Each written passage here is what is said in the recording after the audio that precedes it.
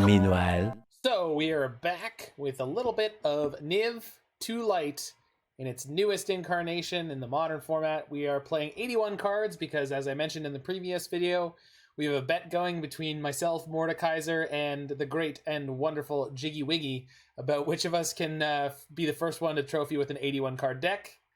Why are we doing this? Well, in the words of Sir Edmund Hillary, because it's there. No one has ever trophied with an 81 card deck. Sure, Jiggy has trophied with many 61 card decks, but Mord and I can beat him at his own game and play an extra card in our 80 card deck just for luck. To be clear, we are all aware that this is not optimal. And yet, at the end of the day, how much could it really matter? Probably enough that you shouldn't do it. Still, here we are, we're playing NIV to Light. So we're playing the Niv-Mizzet Reborn card. So this is white, blue, black, red, and green for a 6/6 flying legendary creature dragon avatar. When it enters the battlefield, we reveal the top 10 cards of our library, and for each color pair, we choose a card that's exactly those colors from among them. Put those cards into our hand, and the rest go on the bottom. This means that you play your Niv, you reveal 10 cards, and every card that's exactly 2 colors, you can choose one of that. So basically, if you flip 2 blue-white cards, you get to choose one of them, and a blue-black card, and a black-red card, and a green-blue card, and a red-white card, and a red-green card, so on and so forth. Things that are more than 2 colors do not count here. So basically, we're using this super powerful 6/6 to draw a bunch of value and grind our opponents out by going 1 for 1 until we play Niv-Mizzet and then continually pounding them down with gratuitous amounts of value. But we also have Bring to Light in the deck. This is 3 green-blue for a sorcery with the Converge mechanic. It says, search your library for a creature, instant, or sorcery card with converted mana cost less than or equal to the number of colors spent to cast this spell. Exile that card and then shuffle your library. You may play that card without paying its mana cost. So the first thing you can do with this is play Niv-Mizzet Reborn. So you're essentially playing 7 copies of Niv in your main deck. But in addition to that, you can use this as a tutor engine, which I've mentioned many times. But you can tutor for any instant, sorcery, or creature. So most of what we do with that is we tutor for creatures. We tutor for Niv-Mizzet. In this version, we're going to tutor for a Golos. Not entirely sure why. I guess it gets Field of the Dead. We're not playing a Cascading Cataract, which is fair. We're also not playing a Bajuka Bog, which is probably fair, but interesting to note that we could be playing those things. And then Golos, of course, has the 5 mana or 5 color plus 2 activation that we should easily be able to activate. Then we can also fetch out things like Unmoored Ego. This is an effect that surgically extracts something from our opponent's deck. Say, I don't know, Tybalt's Trickery, for example. And other than that, there's not too many main deck things that we would necessarily bring to life for. We could grab Sisse, or we could grab newcomer Valki, God of Lies. And Bring to Light is one of those cards that allows you to cast the Tybalt Cosmic Imposter side. We use Bring to Light to search our library for the Valki God of Lies card and put it into exile. Then we can play that card for free. And then that card means either side of this. The front side of Valki God of Lies is a 2 mana 2/1 legendary creature god. When it enters the battlefield, each opponent reveals their hand. For each opponent, exile a creature card revealed this way until Valki leaves the battlefield, and you can pay X, where X is the converted mana cost of the creature, to make Valki into a copy of that creature indefinitely. However, it still retains the effect that if they kill your Valki, they will get their card back. So just food for thought on that one. And then Tybalt Cosmic Imposter is a 7 mana planeswalker. It says, as it enters the battlefield, you get an emblem with you may play cards exiled with Tybalt Cosmic Imposter, and you may spend mana as though it were any color to cast those spells. He's got a +2 that says exile the top card of each player's library. He's got a -3 that says exile target artifact or creature, and a -8 that says exile all cards from all graveyards. So we can bring this in as an immediate removal spell that will sit with 2 loyalty and start gaining value after that, or we can get it in and just start gaining value off both players' decks. We're also playing Omnath, Locus of Creation. Omnath is insane in this deck, especially if you play Omnath, then you play a fetch land, fetch a black source. You can then cast Niv-Mizzet Reborn. We do want to be careful about how many black sources we have, so we've got a Godless Shrine, we've got an Overgrown Tomb, we have a Swamp, and I think that covers it in terms of things we can fetch untapped. Because we'll need to produce a black at that point. But we do have Abundant Growth. We do have Birds of Paradise. So we've got a few more ways that we can get that into play. And we've, of course, got Wrenn and Six and Uro. you know, the perfect mid-range engine. We've got Dreadbore, Abrupt Decay, Assassin's Trophy, and Lightning Helix, all sorts of wonderful spells to gain life, bolt things, deal with our opponent's permanents. Kaya's Guile is an incredibly flexible card that's just generally very good in this metagame. Each opponent sacrifices a creature. Sorry, choose 2 of the following. And it's a 3-mana instant. Each opponent sacrifices a creature. Exile all cards from each opponent's graveyard, so it does not target. Create a 1/1 black-white a spirit creature token with flying, and gain 4 life, which also has Entwine for 3. So this can also be a reasonable card to get with Bring to Light. We're of course playing 4 copies of Teferi Time Raveler. We can Bring to Light at instant speed with Teferi in play. We've got 2 copies of Sisay Weatherlight Captain. Mordekaiser pointed out this sweet technology to me. I don't know who innovated it, but Sisay is a really sweet card. 3 mana, 2/2 legendary creature, human soldier. It gets +1/+1 for each color among other legendary permanents you control. So if you have an Omnath in play, this gets +4/+4. This includes white on other permanents. And then it's got white, blue, black, red, and green. Search your library for a legendary permanent card with converted mana cost less than Sisay's power and put it right onto the battlefield. Then shuffle your library. So with this, you can't get the flip side of Valki, but you can get an Ashiok at instant speed, which can be incredibly powerful, as well as being able to get an Omnath, get a Golos, get a Niv-Mizzet, or get a Nissa of Shadowed Boughs. We're playing Nissa of Shadowed Boughs here as, I believe, our 1 Golgari card instead of playing Vraska. And one of the values of this card is, 1, it's got landfall, and it comes in with 4 loyalty. So you play this card, and then if you have a fetch land, you can put it immediately up to 6 loyalty, then use the -5 to put a creature card with converted mana cost less than or equal to the number of lands you control onto the battlefield from your hand or graveyard with 2 +1/+1 counters on it. So you can get a Niv-Mizzet back from your graveyard. You can put a Niv-Mizzet in from your hand. So that covers pretty much everything in the deck. So we're going to Modern League right now and see how we measure up. We just had a wonderful 3-2 with Mordekaiser's fabulous Enigmatic Incarnation deck that I had iterated on. That was the other deck I'm racing to the 81 card trophy with. And I had a 4-1 earlier today with that. So if you want to check out that list, it is quite viable and an absolute blast to play.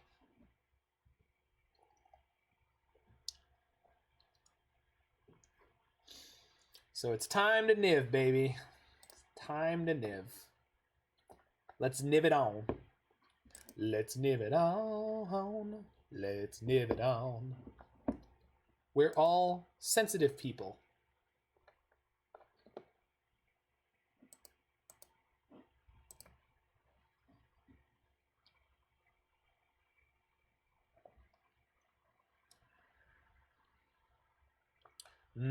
Carbonated water.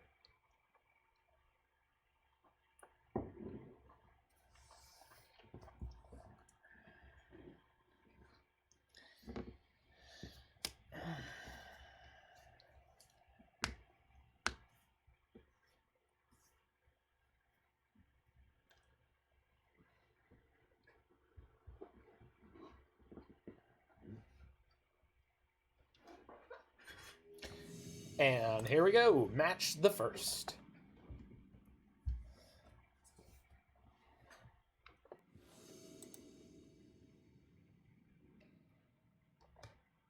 We're against El Nicodigon? El Nicodigon. Okay.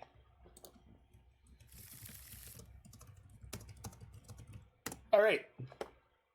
Our Wrenn and Six Teferi mid-range plan is activated. And we can Vista for a for the second forest on turn 2, and then we'll have to go for an island on 3. We can't possibly play this Teferi, but that's all right, depending on what our opponent's on. Serum Visions is almost always the sign of a combo deck. Same with the Seachrome Coast. This is most likely, yeah, it's ad nauseum. But the turn 4 Teferi on the play should be more than fast enough.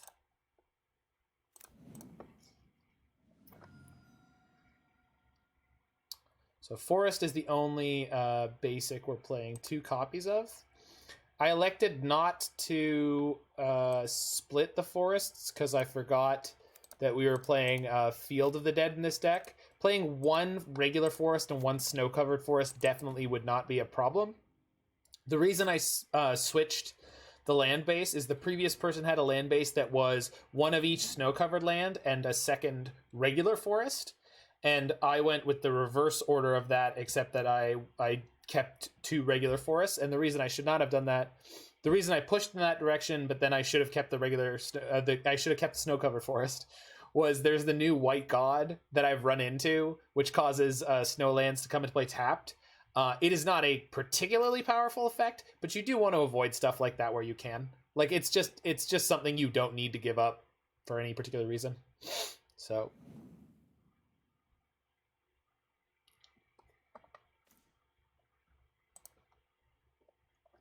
I could play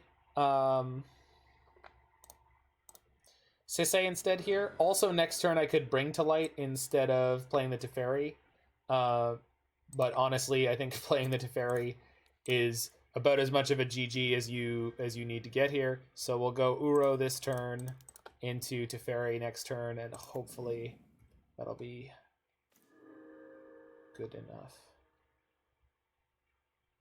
Next turn I can go Omnath, fetch, Teferi. Which seems alright. Seems alright.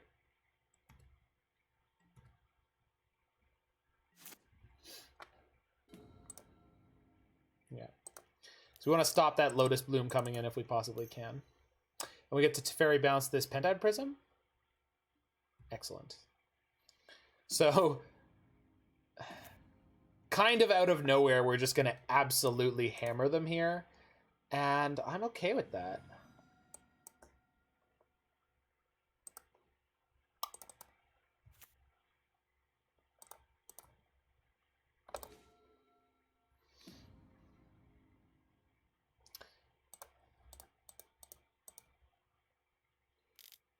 Hello there, Sir Karsten. Hope you're doing well. Wow. Omnath really likes this deck. So I do end up with an extra couple mana here. So I can use my green mana to Abundant Growth. Probably the Swamp. Yeah. And then I'll be able to also play that Utopia Sprawl. But let's play Teferi before I get distracted by nonsense. Bounce that. Teferi Time Raveler, I believe, has made ad nauseum a very difficult deck to choose to play nowadays. Although I'm not saying that it makes ad nauseum not a good deck in the format, because if anyone pays attention to the challenges going on, ad nauseum is the sort of premier combo deck. In terms of like, what I want to say, like old school combo decks, fair combo decks, it's very consistent and it's entirely spell based. So while Teferi hoses it really hard, and Teferi is that classic example of like they accidentally printed a main deckable card that's an exceptional hate piece for a lot of decks, ad nauseum still has a lot of resilience against most forms of aggro. Discard a lot of the time. Soft to Blood Moon though, so I like ad nauseum a lot. I'm just saying it's hard to like lose to one card so hard like this. Oh, this is bad news. Oh no, that's fine.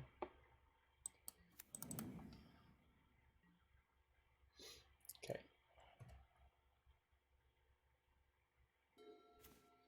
So we're in game 1. I have this Omnath, but the one fetch land in my graveyard cannot, what do I want to say?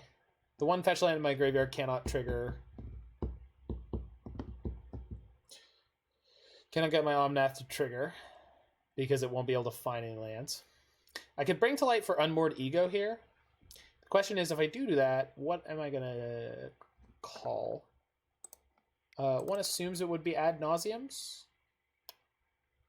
At the moment, we're dead to both Thassa's Oracle and Lightning Storm. If we have 1, 2, 3, 4, 5, 6, this cannot trigger me more mana. Oh, although if I play Golos, I can get the Omnath trigger. We can play a land, then play Golos, and we get 4 mana that way.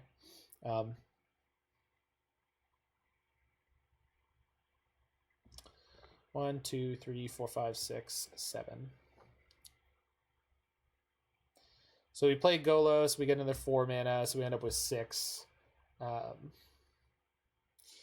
But what do I want to do with it? If I play Sisay, I can't activate it. So realistically, what I want to do this turn is bring to light for something. But I can't bring to light. Oh, but I can bring to light in Dreadbore. So what we're gonna do is we're gonna bring to light and get what am I talking? What ad nauseum? So we're gonna draw steps, stop them. No, it doesn't. It doesn't matter if you're gonna ego. Okay. I've got 5 and 2. Yeah, perfect. Cool. So play land, gain some life, attack him for 4. Oh, I suppose I have bring to light for instant speed, Assassin's Trophy. So that's probably just good enough to win. If they play Angel's Grace first, I have Dreadbore to beat.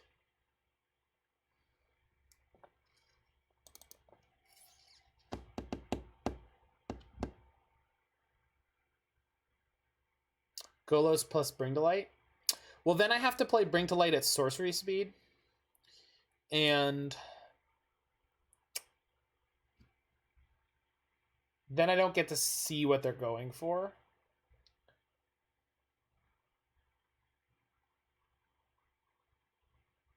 If I Bring to Light for their ad nauseums, and then we have Dreadbore for a Thassa's Oracle, I think we can't lose. So 3 colors. So what we're going to do is we're going to ego their ad nauseums.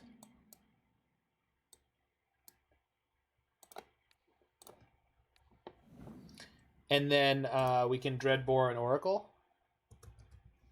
And they could spoils away their entire deck. Why does Dreadbore make us win?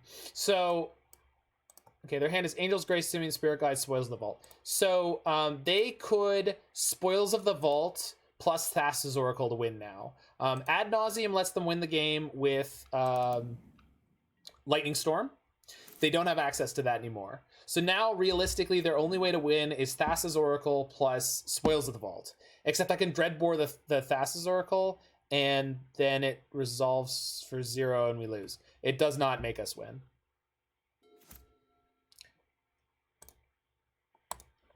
Yeah, they still win. They still would have won there. Yeah. Yeah, I understand. I don't know why. I was just trying to think of the way that I'm most cutting off the most ways for them to win. Just ego for Oracle now. Yeah, I mean, we could do that.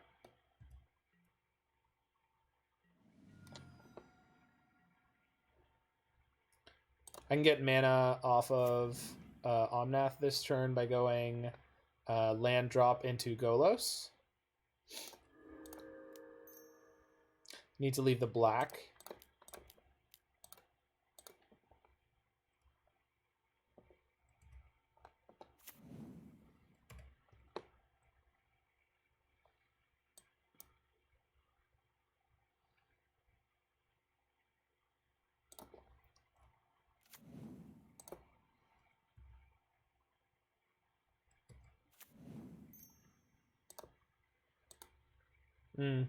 I should have used the...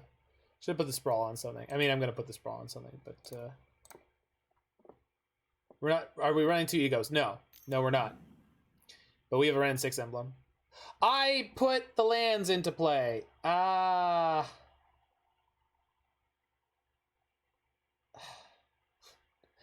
am I so bad right now? I don't understand why I'm so bad right now. No, but I'm not normally this bad. Oh. All right, well, let's assume we just don't get punished because good lord, that's a huge punt.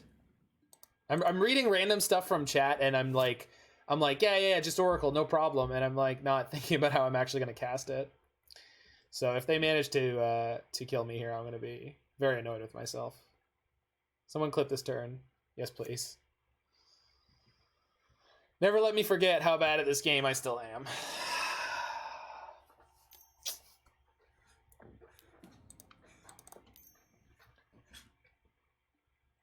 Whew.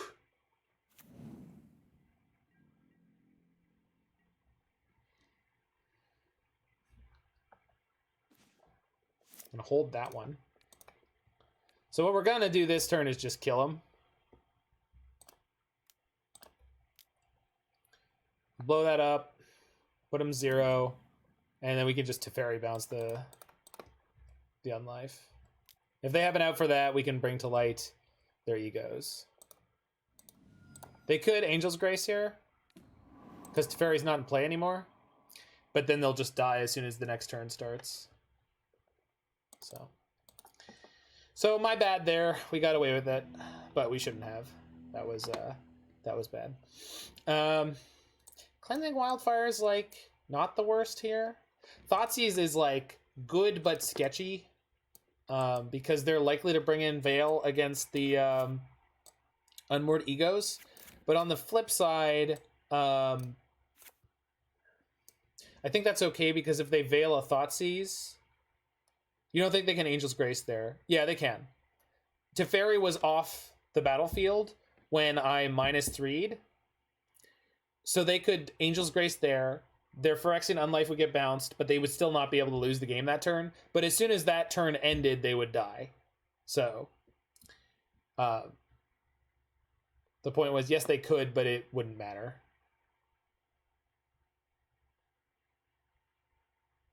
Yeah.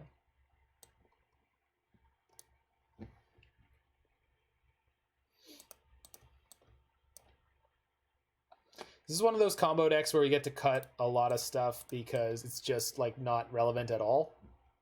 So while Cleansing Wildfire is not particularly good here, I think it's better than all of this stuff.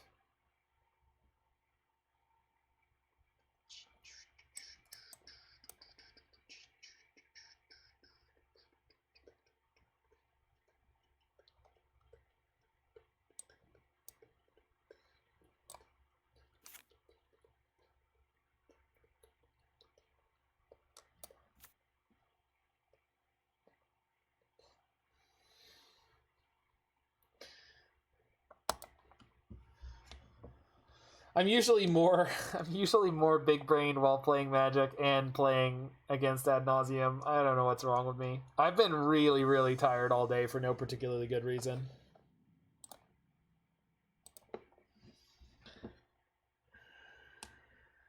Turn 2 Teferi, potentially.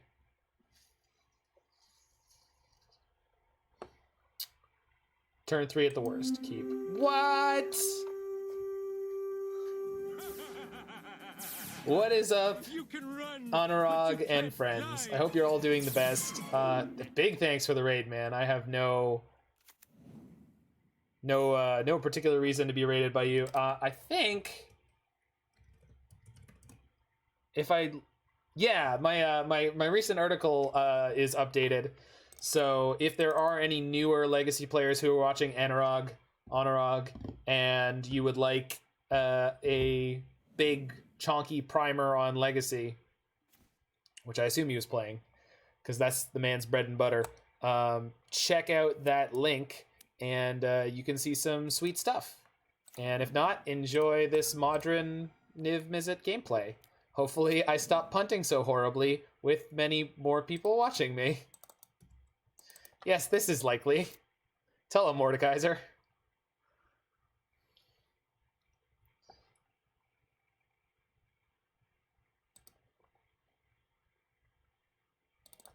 Who goes out on Mondays? That's what I thought.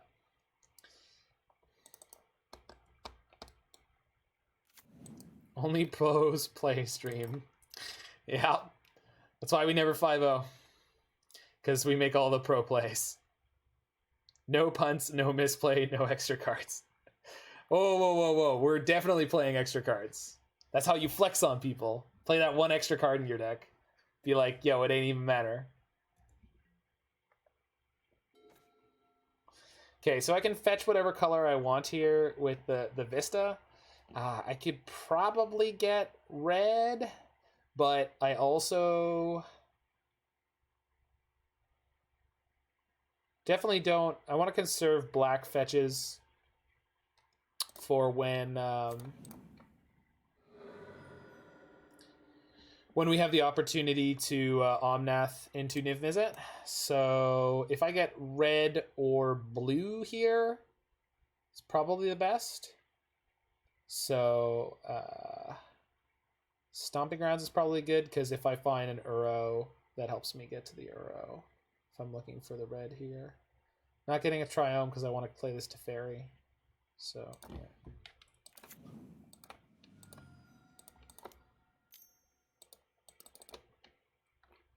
They're going to have Mystical Dispute. Spell Pierce. Oh, that's much better. Good for you, opponent. Hell yeah. Hell yeah. Get some. Tropic Thunder. Okay, that's a Pentide Prism. So they could have Spell Pierced off of that anyway. So we weren't dodging it that way. I would like to top deck a Abundant Growth. That way I can growth up my Field of the Dead. That's also acceptable. So while resolving a Niv-Mizzet next turn is not the best thing in the world, it's certainly better than doing nothing at all. We are likely going to die, but you know, if we don't, might have a shot here. Might have a shot here. The only thing we have to do. Stay on target. We're too close. Stay on target.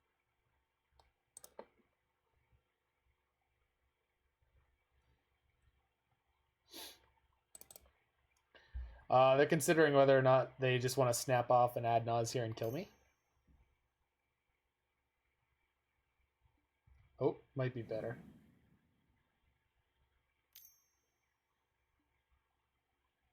Okay.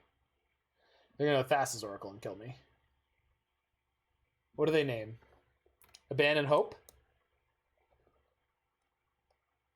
Names Thassa's Oracle. Oh, do they have another one?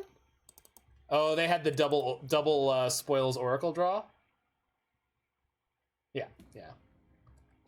They should let the trigger go on the stack, because if I had a mystical dispute here, I could just kill them. What'd they name on this one? Name's Omnath. That's awesome. All right. They have Abrupt Decay. That's neato. And then Veil, yeah. Okay. Not many Veils at all, unless they had unless the last card in their hand was one. It probably was, but wild. Very, very, very light.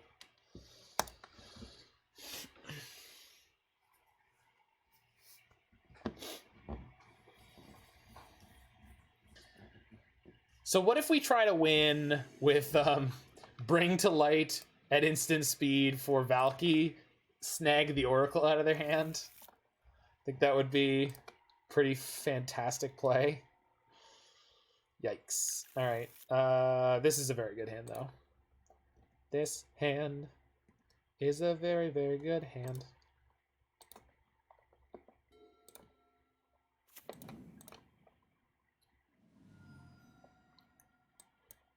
So if they have a Spell Pierce here, we're going to get messed up. But if they don't, we should be in really good shape. Okay, tap land. Super. Tremendous. The best. Why not Burb? Burb's way easier to kill. Crush the freedom fighters before the start of the rainy season. We saw they lack And 1 mana remember, removal. a shiny new donkey I guess for whoever Sprawl brings gets me the weaved head in more of easily. Colonel Montoya. Thanks for the follow, Tartan Scarfman.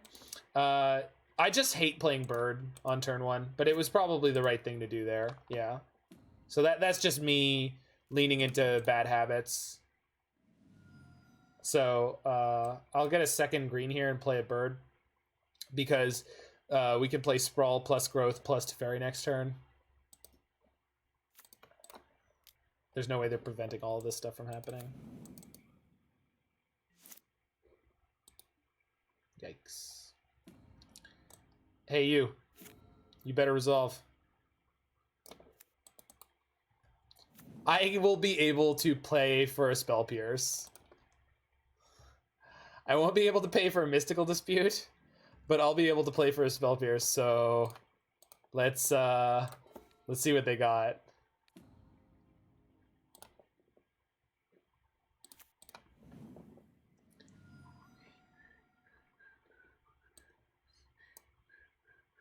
If we get Dispute, it would be the ultimate punish?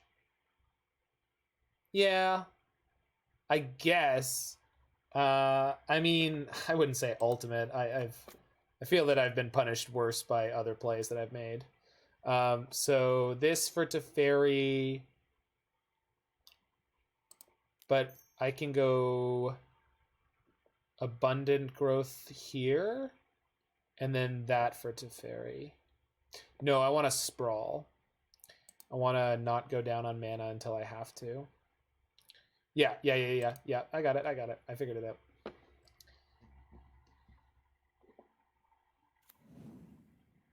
Yeah, I know. I know you're on a delay. So we'll go white there, blue there. Yeah.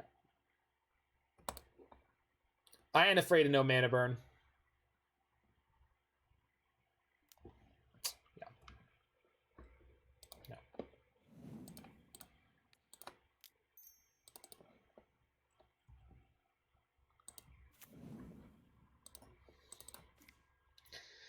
I love more that you go from like laughing at my ineptitude to like overly protective parents screaming at their child not to cross the street.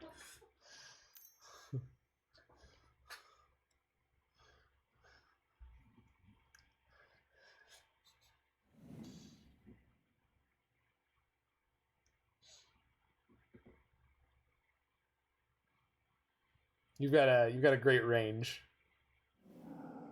Spirit Guide. So is Penthead Prism? Sure.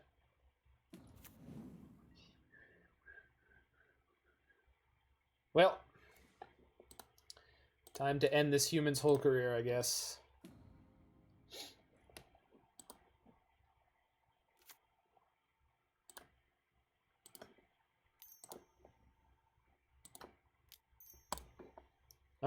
Second Teferi? I got 3 mana up. Spell Pierce and Mystical Dispute? Veil. Sure. It means I can't bounce the Prism? They're not getting these Lotus Blooms?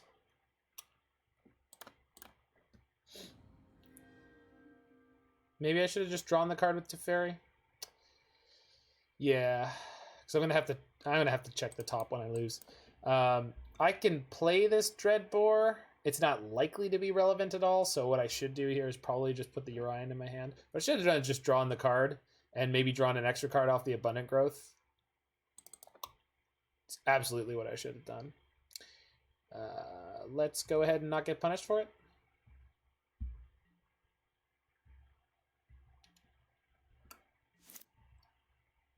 Those Lotus Petals are dying, so this is really good for us.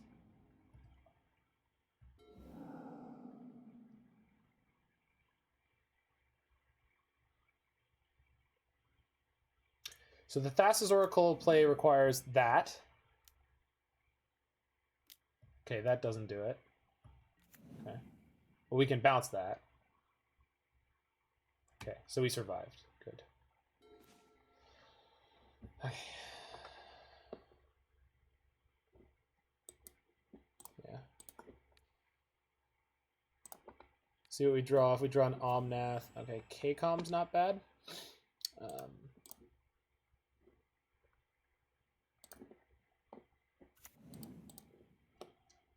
Oh, Nissa has landfall. Should have played her first. Sorry, I've never actually played with this card yet. Not a good excuse, I just haven't done that. And now I got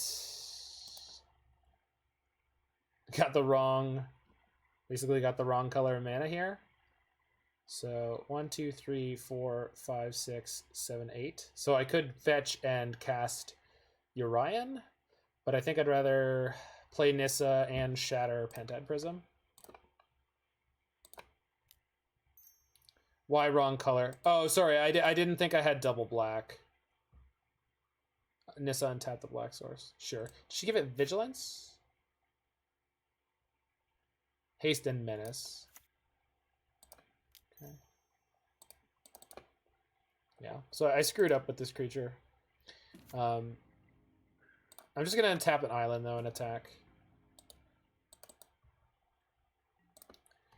And then we'll go shatter discard.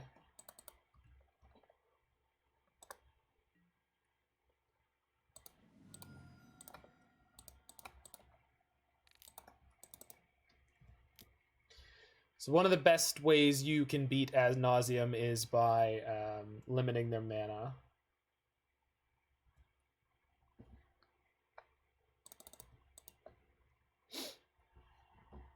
Pretty sure this fetch in my graveyard means my Wrenn and Six can tick up. Yeah.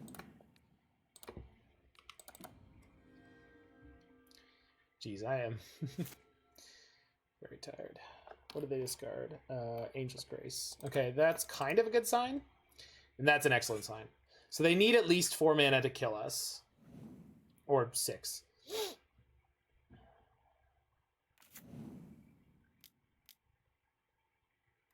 Yep. You got it.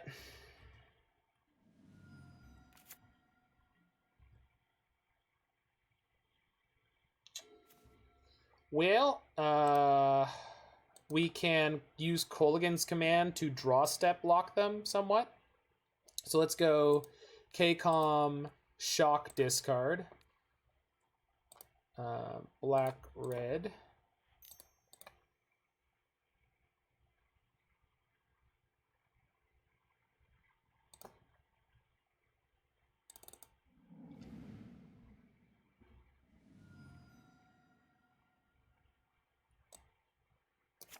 Red, green, play Wrenn and Six, pick up the Vista. Vista gets... Vista could get another black, but I need more black mana, so we'll use Nissa to untap this land. Yeah.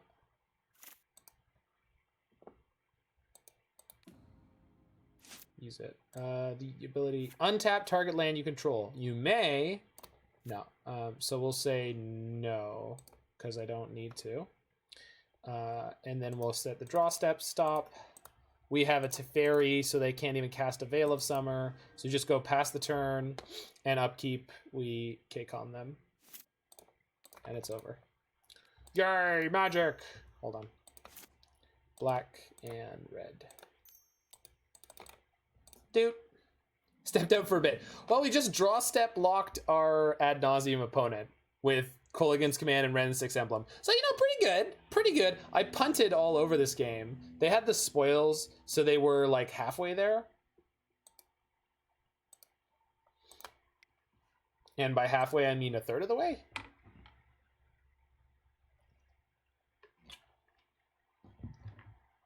But things are going well, and the one and only Anurag Daz hit us with a large raid.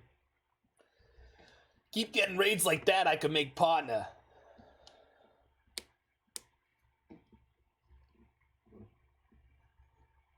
Which would be pretty sweet. I need to come up with a aspiring spike-esque. They were one land from there, but they needed a lot of cards. Spoils for Adnaz? Yeah, I guess so. But they They probably need a way to make sure that they live even without the Phyrexian Unlife.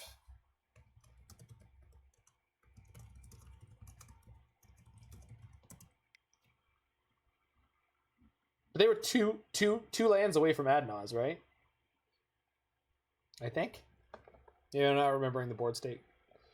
We're keeping this. Turn 2 Teferi on the play is the Snap Keep. They had 4 mana? Okay. So I think we go green, white, and blue. This means if I draw a Wrenn and Six, I can't cast it. So maybe we go Stomping Grounds with a Sprawl on white.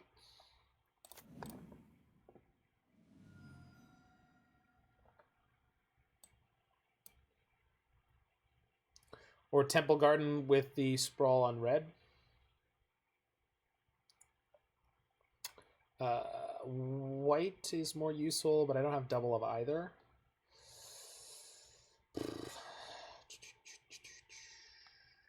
I am nervous about either of these in a world of Blood Moons, but it's not super common. Opponent just said, wish I could say it were fun playing a Urian pile again. People really with the hate on for Urian right now.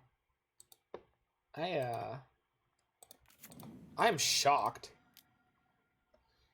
Like, when you play against the Tybalt's Trickery deck, we're gonna have to try it out later this week. Maybe tomorrow we'll just do like a whatever number of hours of Tybalt's Trickery decks and see if we get less initial salt. You bump into the same person last. No, this isn't the same person, or it might be.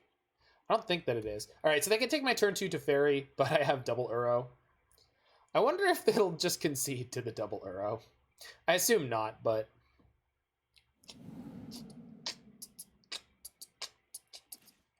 ooh, that's some spice right there. That's some spice. All right, we're definitely trying to set up basics against whatever this is. Is probably some kind of black-red mid-range.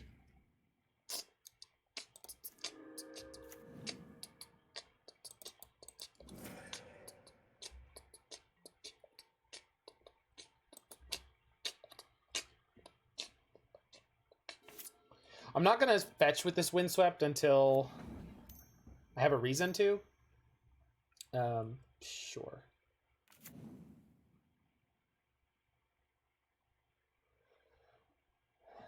So we just discard our extra Uro. I'm almost tempted to discard the Valki because I can't see it being that good. Well, maybe they'll have an extra Croxa in their hand. We'll just go Valki that immediately becomes a Croxa. That sounds like fun. Let's try it out. Let's try it out. Also, this turn we can go Valki and grab Urian. So, see what happens. So I can't Uro this turn, but I can Valki and grab Urian. Let's see what's in their hand first before we do anything else, because I would like to know if I'm having to play around a Blood Moon or if there's a second something. Egon. So I could just have a 6/6 here, huh?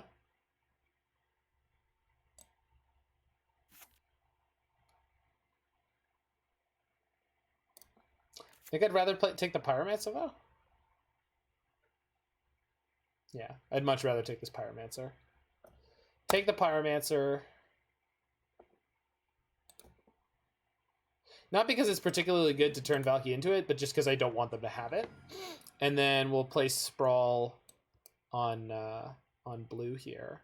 And then we can Uro next turn. We can also grab our Urian this turn, because we now know that they don't have discard in hand.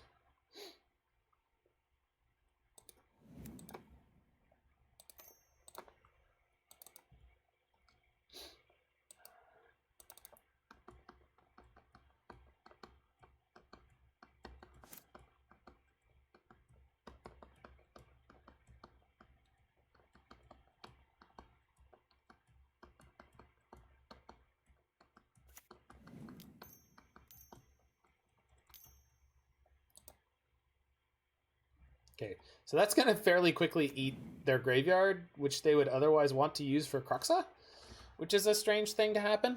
Oh, also if we draw a land, we can Kaya's Guile and completely blow them out. So let's go these things, play Udo, see what happens. Huh, good things are happening. Exile graveyard, make a 1/1. Not yet. I want them to eat cards of their own graveyard, and having an Uro means they're not in a good place to attack into me at all. So like everything's fine right now. We're all fine here now. How are you, Mord? Yeah, they eat everything but the Kroxa. No surprise. That's what I'm saying. Oh, that's what you mean. Sure. Yeah. I mean, yeah. We can still do that, though. But they're going to swing here and trade for my Uro, right? But if they swing here, I just don't... Okay, now we're going to go... make you sack this and exile your yard? We'll see. I mean, I could play Niv-Mizzet this turn, which is probably what I'm going to do. Honestly,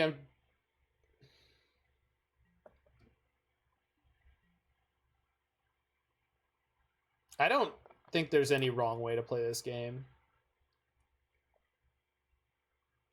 Tagging with Uro is probably wrong, right? Because this is just going to kill itself in a turn or two. I think I'm just playing Niv here, honestly. Blue, green, white, red, black. Oh, woohoo! Reach peak Niv status. Yeah, exactly. Sure. You can have your Pyromancer back. Helix. And those cards. Alright. Opponent has to continue eating their own graveyard. Yeah.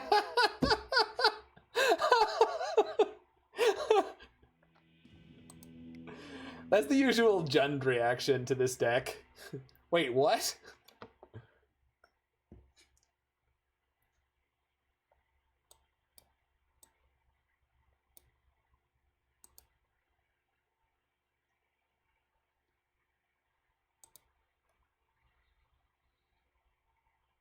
Hello, Michael Chan. Okay, I think I want the Fatal Pushes, and then other than that, I'm not sure. Anger's probably okay. Yeah, Anger's fine here. I cut a Supreme Verdict that was in this deck. I just didn't feel super strongly about it. I think Unmoored Ego is probably unnecessary. It's really only for combo decks. I think the Birds of Paradise is just going to die to infinite amounts of removal. We're playing against Black-Red Midrange, which is like the new Jund. And this should be an easy matchup. I think Ashiok is some nonsense here. But, no, yeah, it's not very good. It's not awful, but I think it's probably worth cutting.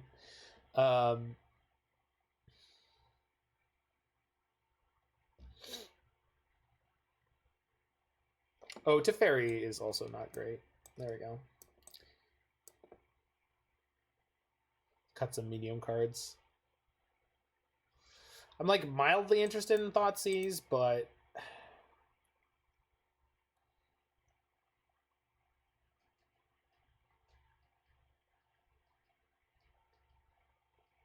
think Fatal Push is kind of the better version of it. We just need to avoid getting like discard Blood Moon with an unplayable hand.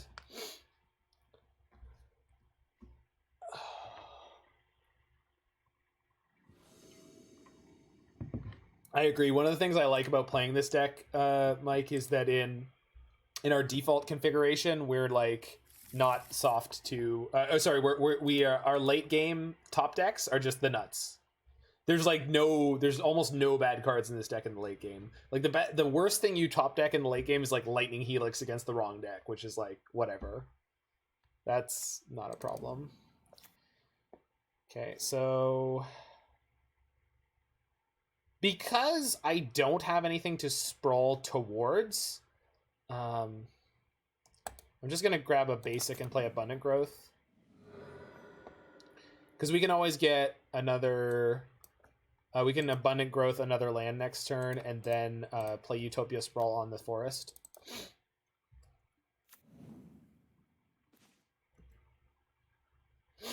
Well, that's just about the best draw in the deck. Deck is 5-color Tron. Yeah, it's kind of. But we're not usually doing anything gross on turn 3 like that. EE. Well, that's just not nice. My whole hand is ones. Well, I guess we'll just slow roll up to this Golos, huh? And each of the Abundant Growths is drawing me a card, so I'm not really upset about it. Plus, we can make them pop this EE. Oh, this is not problematic at all. All right, I'm gonna shock this. It's a green-red land, so even if they do, Blood Moon or anything like that, I'll end up getting red out of the land. Ah, I should have put that on the Stomping Grounds.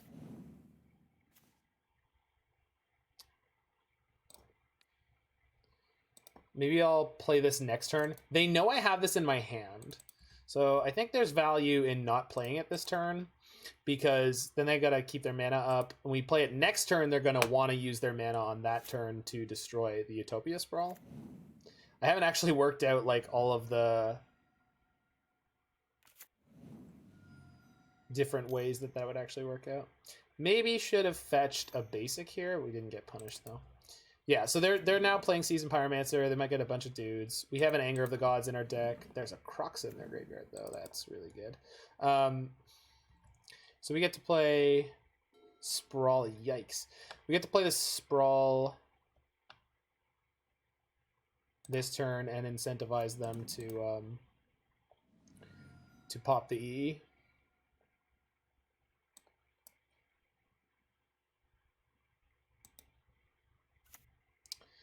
But first, let's play this Abundant Growth. Again, I know I'm playing it into the EE, but the Urian line... Fuck, man. Yikes. Apologies for that one, but, like, geez. We're going to put this on... I guess it doesn't matter too much. We'll put it on white. So they're going to want to pop this EE this turn to stop me from having the mana to hit something 5 mana. So basically, I'm assuming they're just going to pop this, which is fine because most of these have drawn me a card. So we go for a 1-for-1 trade with it. They're upkeeping it? Why do people do crap like that? Like what is the upside of that? In what way? All right. Just the tilt factor, I suppose. Well, we get to exile their graveyard, so that's great, and potentially get a Triome. Although. Maybe I'd rather have basic planes.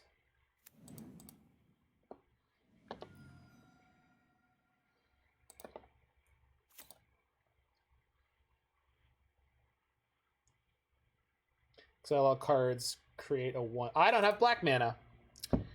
I don't have black mana. Okay. I don't know why I thought I could do that. Oh, I had all the Abundant Growths. Yeah, that's why I thought I could do that. Probably should have left one in my hand. And now they're going to have the Croxa. This could get really bad really fast. One good punt deserves another. That's really frustrating. Oh.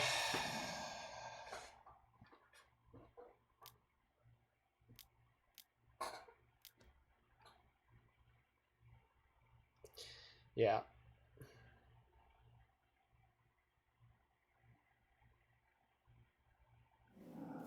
I don't know about easily, Mike, but possibly. I think I have to discard Urian here. Just to not take the bolt. Because I'm really hoping I draw something that helps me keep my life total up. Because we're going to be able to Golos into field this turn, but we can't get any zombies yet. And in theory, we still can't get any zombies next turn, so... Okay. That gets Anger, but unfortunately I cut the Verdict out of this deck list entirely.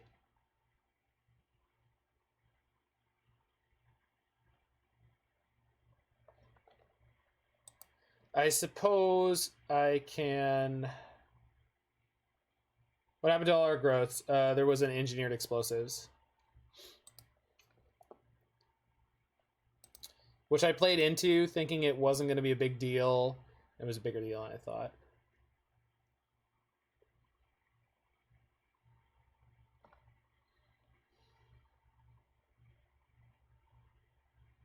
So we hit Bring to Light. We just don't have a Wrath.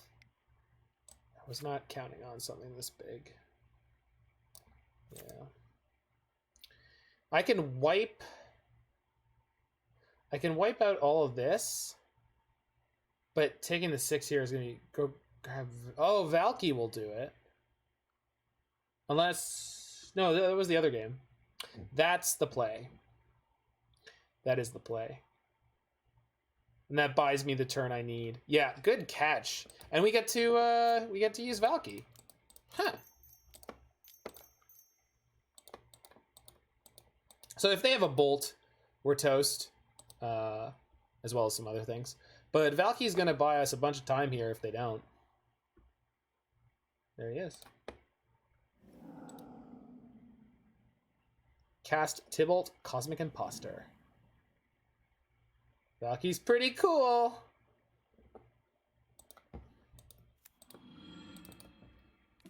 Opponent just said comical.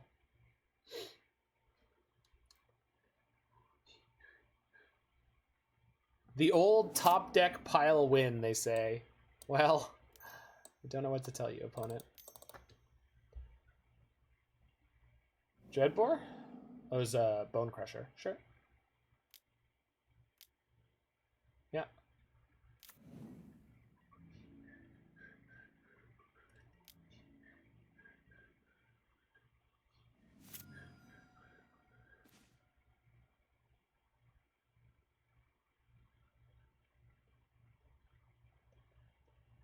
So I can get 2 zombies this turn. Mm-hmm.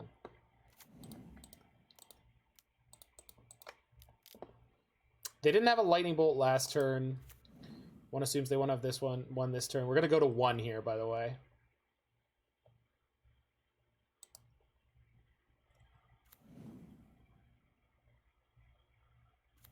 Golos can block the Bone Crusher, Zombie blocks Season Pyro, Zombie blocks Elemental, and we go to 1.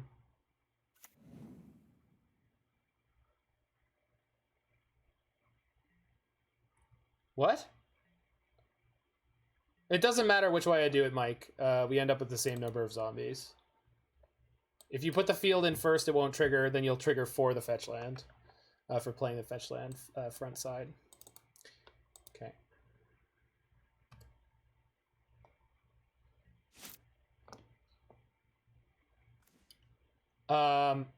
Instead of going to 2, I'm gonna stay at 3 and not fetch, because they could have another Bone Crusher in their hand. We're gonna spin Golos here and see what happens. I would like to hit a Lightning Helix, please.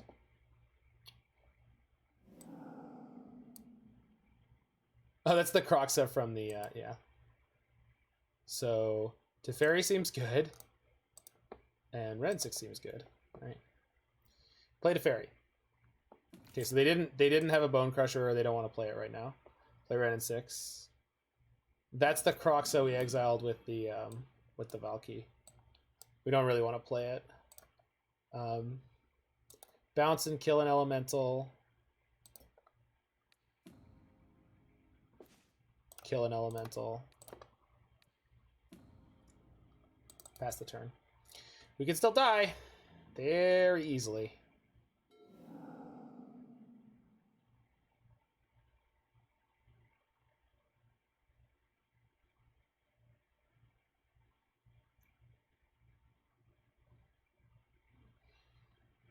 Keep fading the bolt. That's the plan.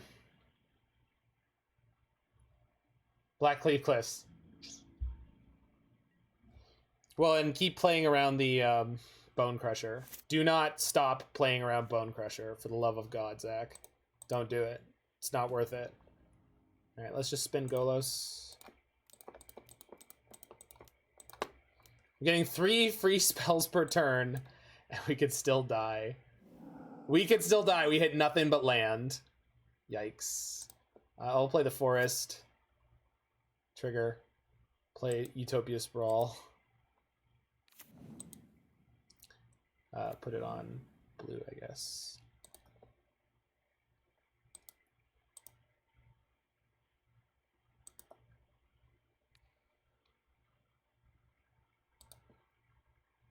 There's nothing I can really ping effectively with Wrenn and Six, so I'll just ping them.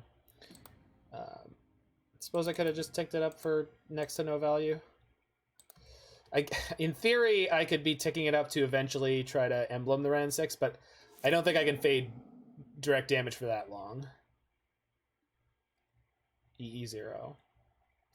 I have a fetch land. This does not kill me. If their other card in hand is... Shoot. Okay. Well, if they top deck Burn here, we're super duper dead. As we were before. One of them is a land. Black mana. Many black mana. Kali Toss. Not relevant. Neat. Kali Toss. Kali Toss. All right, so they're on 0 cards in hand, so I can slightly more comfortably play out more fetch lands and be ready for nonsense. I could also play out the second Teferi, but I think I'll probably wait on that till next turn. Oh, I'm saying there's a chance. There's absolutely a chance.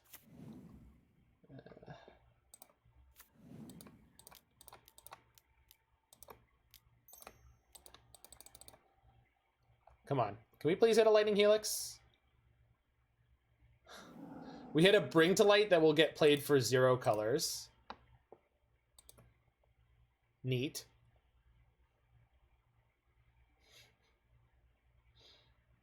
Yep. Sisse. Oh, Teferi.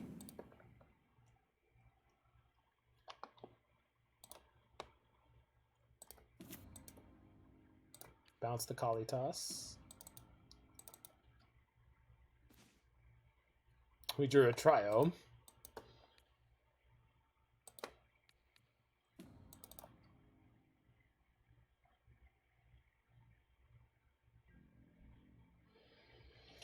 If I do have to fetch here, I have no basics to get.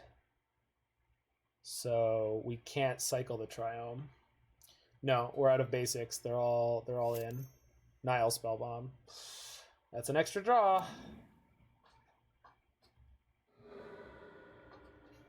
Golos has been really letting us down here.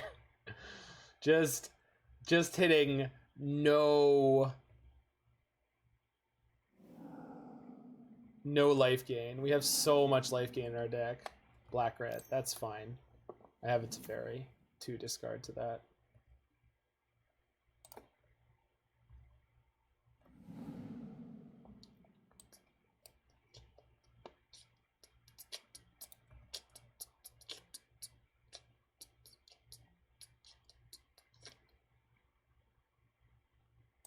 Yeah, I'd rather not fetch to 2. I mean, I could do it there.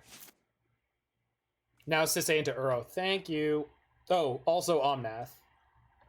Okay, so we could have Sisse'd into Omnath too. Yeah, and that's game. That's gonna be game. Yay! We did it!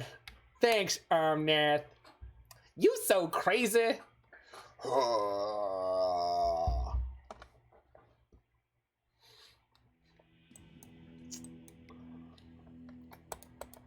Why would you play Money Pile when you could play this? Just saying. Just saying.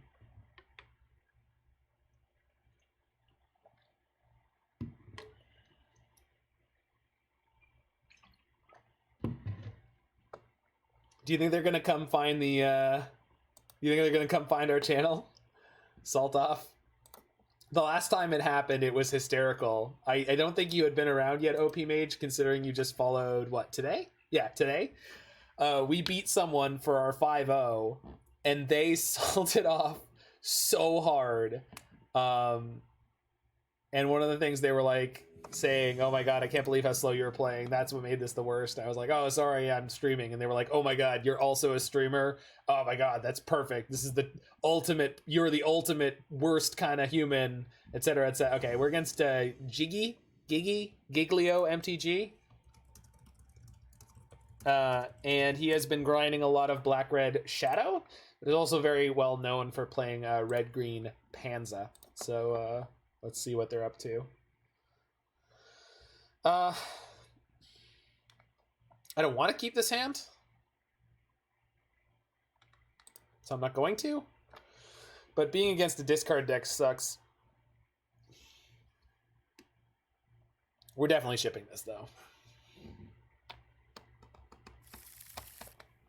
They also took a mulligan, so I hate the mulligan slightly less. We're gonna keep this one. We're gonna ship the Bring to Light. Yeah. Black-red Scourge Shadow is, you definitely want your Uro. Wrenn and Six is always a banger. We can't actually cast this Wrenn and Six yet, which is kind of sketch, but I assume I'll find a way to do it. You usually do, by the time you need to. Or not, who knows? Maybe we'll just die.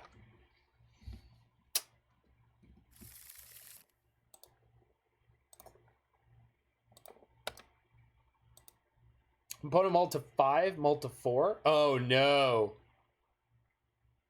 Oh, they're not on the deck, are they? No, they have a Luris. Okay, they're on Black Red Shadow. Brutal.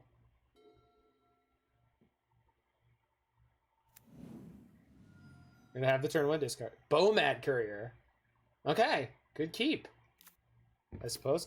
Okay, that's the turn 2 Wrenn and Six that's gonna make my opponent's life hell. So pass the turn. I guess if they have a Scourge, we could get in trouble quickly.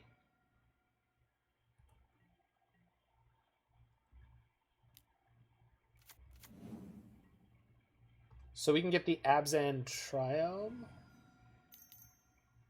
Yeah. Shit. Because I have to shock for the Steam Vents? Oh, man. Well, Tybalt's Trickery is a deck that this list is not particularly well set up to face.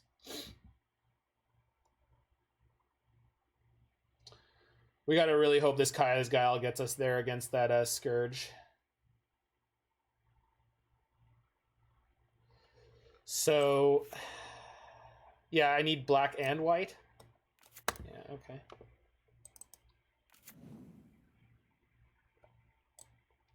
That's Abzan. Yeah. Shock. So, if they have Teamer Battle Rage, we could die right now, by the way. Could we? Or were they one off? Take 4 and then take 8. No, yeah, they're one off. If it was 5 and then 10, we could die.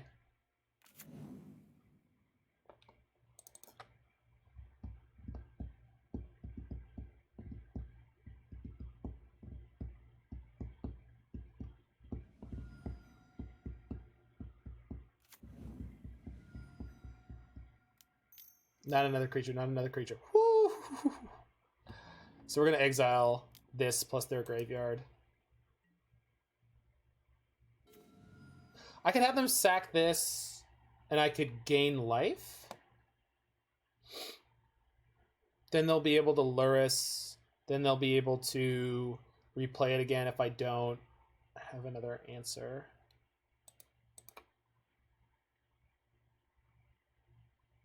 I'm gonna buy time by picking up a fetch land.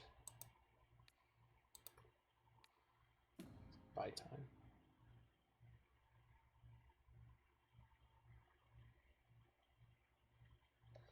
So I kill this.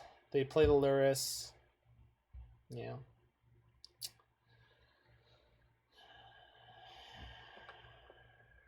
I'm going to kill it and exile their graveyard, but I wish I could do something better. Oh, but next turn we can go... No, we have ping with Wrenn and Six, play new Wrenn and Six ping on Aluris. So we could kill this and then gain the 4 life. Okay.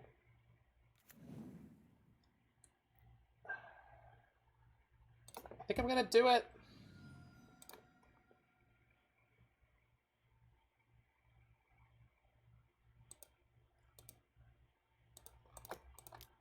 There we go. Each opponent sacks a creature, and we gain 4.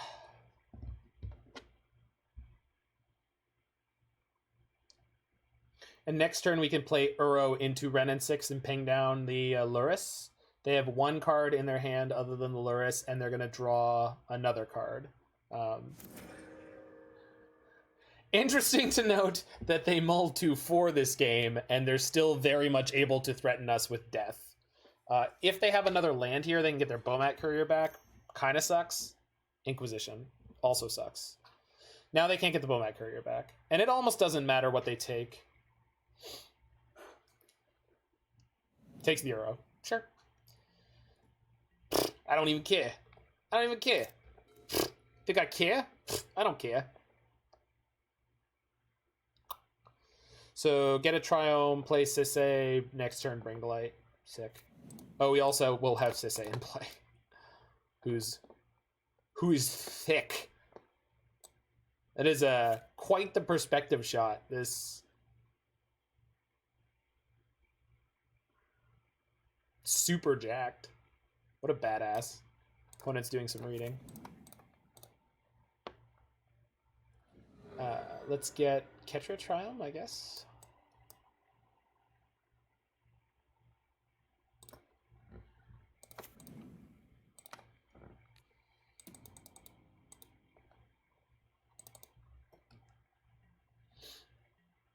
And then Sisse can now get Omnath. Converted mana costs less than Sisse's power. Yeah. And then after Omnath, Sisse can get Niv-Mizzet. So. Oh, no, we can Sisse for Omnath, and then... Oh, we won't have a land drop after that. Okay. This is Luris into Bomat? Sure. But they won't attack with it. Yep. Anger of the Gods is not main decked. Could get... Oh, we just bring to light for Tybalt and blow up the Luris? Is that actually worth doing? Yeah, I think so.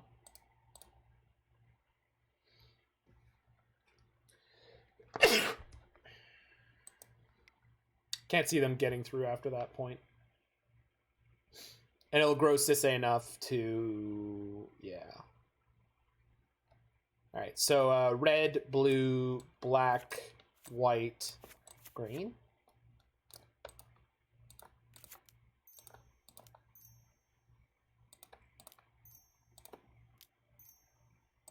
Yeah.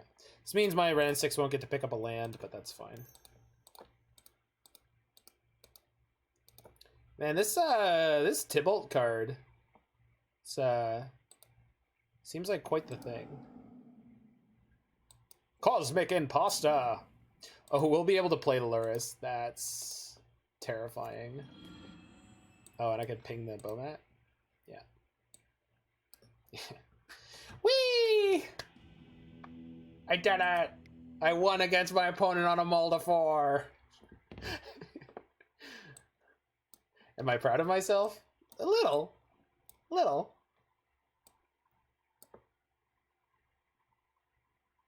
Cosima? Yeah, Cosima is awesome. Big ups to Cosima.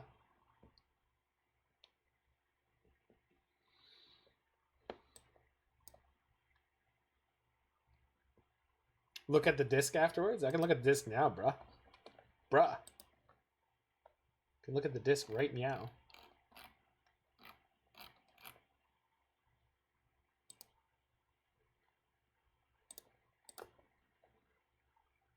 Yeah, that looks a lot like the game I played against Blue-White.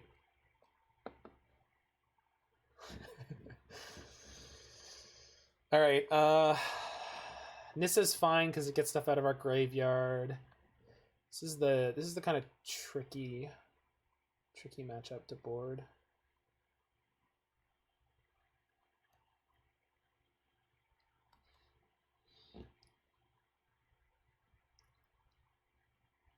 Dreadbore's good, Abrupt Decay's good, Trophy's good, Helix is great.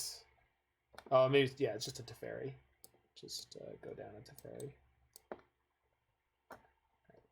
Let's do it. Let's do it. I aspire to be a shanty motif. Like, you want to be something someone sings about in their sea shanty mode? I get that. I feel that. Yeah, it really is a thing. I thought it was just a joke on late night TV until I started seeing people actually linking these things, because I don't TikTok. I don't have TikTok on my phone. This is not, it's not a thing for me. I missed the boat with like Snapchat and something else a couple years back. So I just can't do it anymore. Can't keep up anymore. The only TikTok I have is my watch collection. Nice. I'm gonna keep this. It's really sketchy, but we're on the draw, so you don't TikTok, but you are of the correct age. Well,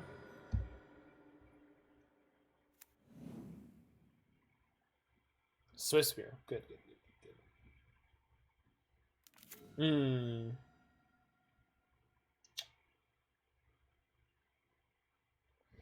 Just sprawl on red here.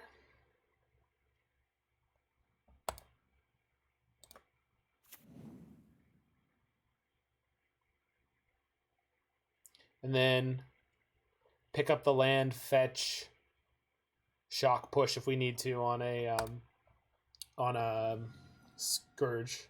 And if they play discard, then they won't be able to do everything else. So our sketchy hand hasn't quite solved itself yet, but top decking Wrenn and Six was not bad at all. The other option here was to sprawl on black, and then we go tap the forest, play Abundant Growth, and push. So we'll see. But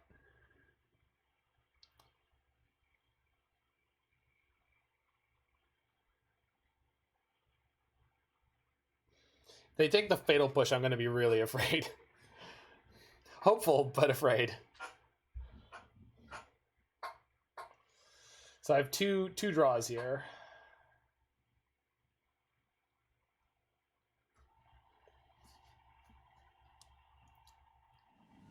Yeah, discards the Wrenn and Six, not surprising. Should be a Swift Spear, or no, it wouldn't be a Swift Spear. They would have played the Swift Spear first. Could be 1/1 Shadow. Bowman Courier. Okay. Acceptable. Well, let's see if we lose right now.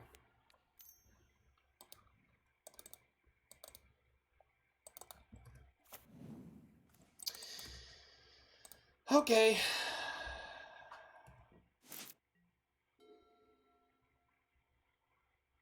We have taken three draws at lands, and we haven't hit any. But that's okay. That's the hand we kept, damn it.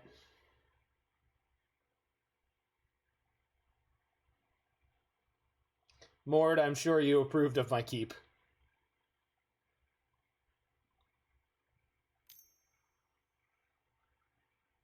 Well, that sucks.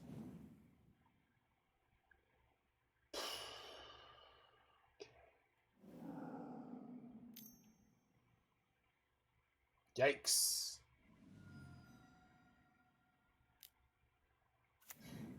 One of your finest lands, sir. Ooh. Wait a minute. That wasn't one of your finest lands at all. All right.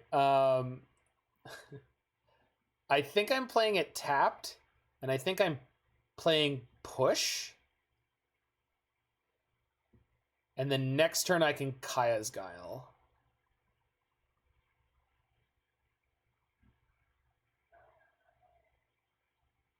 Uro into Swamp for push. Hell no. You can flip right off with that one, Mord.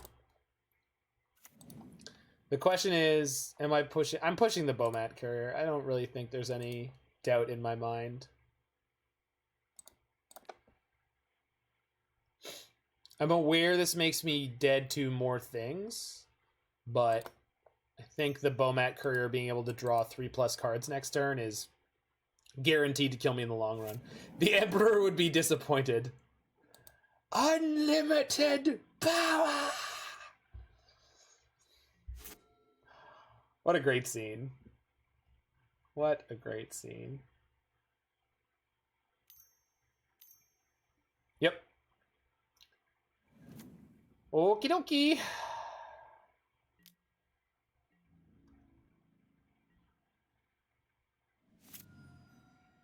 Oh. Yeah, that's a good one. So I guess we'll just stay right where we were.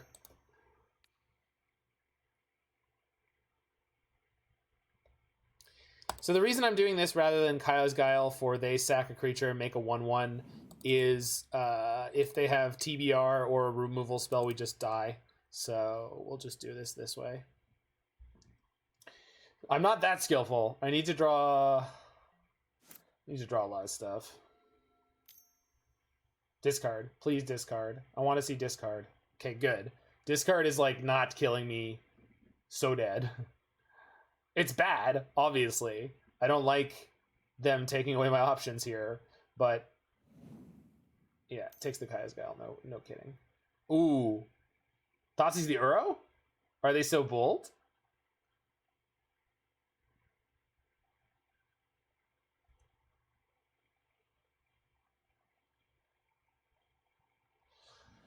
Yeah, I'm not surprised. So you're the world's crappiest blocker. Then next turn we have Omnath. I could play Omnath this turn and go to 3, but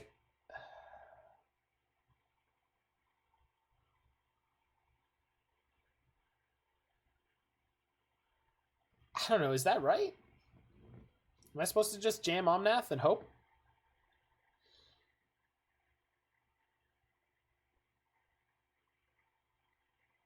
You'd play Omnath? Okay. Red, any color, white, so we can get blue. If you die to bolt, you die to bolt. Yeah, I guess so. We also open ourselves up to dying to push. But we do get to draw an extra card, which means we're more likely to have a land. Like there is plenty of upside to this route.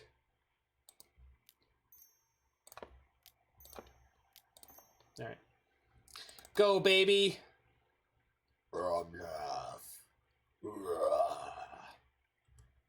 Ding. All right. Give me your finest copy of Not Death, opponent. One of your finest lack of lightning bolts, please. TBR, I will block. I will block, sir. Sir, I will block. Please. Be coming to attack me. Now I prefer. Omnadaddy. Omnadaddy love you. Omnadaddy strong. If we get a turn here, we're going to play Vista, gain 4, play Sisse, pass the turn, and then on upkeep, gain another 4. That is 110% what I'm going to do. They don't have it here, because if they did, they would have killed me by now. This player is good. They would have killed me by now. So it looks like we might be okay. Yeah, perfect. I'm going to discard Niv-Mizzet, because Sisse can fetch a new Niv-Mizzet. So I don't mind losing it here. And again, I'm going to follow the line I said earlier, where we are going to slow roll the potential sick mana we could get in order to guarantee more life gain. Sure. Goes to combat. Skips combat. That's it. That's the game. Oh. I guess we could do everything, huh? Sisay into Uro? Can I do that? We can Sisay into Niv? I don't love only being at 7, but I suppose it's good enough. This doesn't change it. So here, the reason it does, in my opinion, is they went down to 0 cards in hand there. No, but they went to 0 cards in hand, Mike. I think it's quitter talk to not be proactive here. Because what is the best possible thing they could draw? TBR or Lightning Bolt? I'll have multiple large blockers here.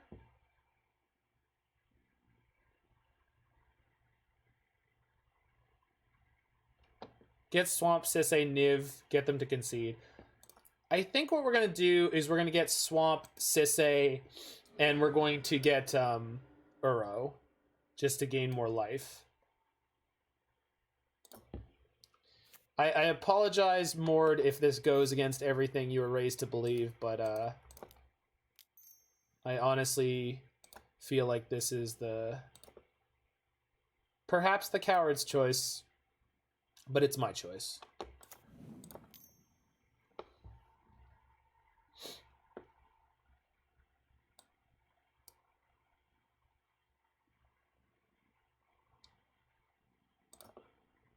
I never judge a coward for being a coward. You don't need to. The whole world will do it for you.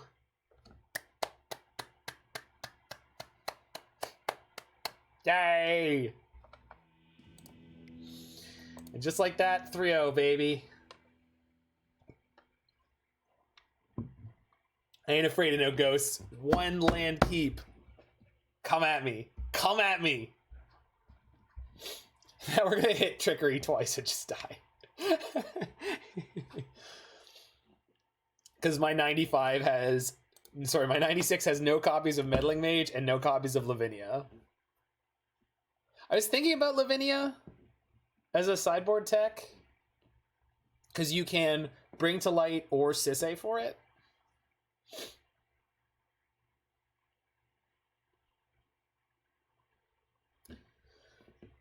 On target for a 4-1, yeah? Tim for Tricker and 4-color Omnath. Mage is Murcher better than Lavinia in general.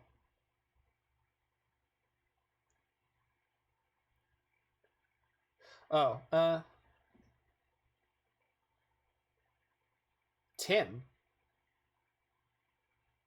Meddling Mage is not Tim.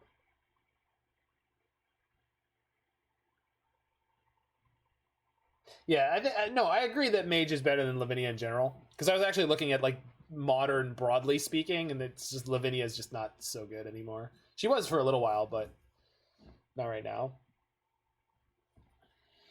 Although Lavinia locks out Belcher pretty hard. At least for the first couple turns. But she comes down late, so not super helpful. Okay, on the draw.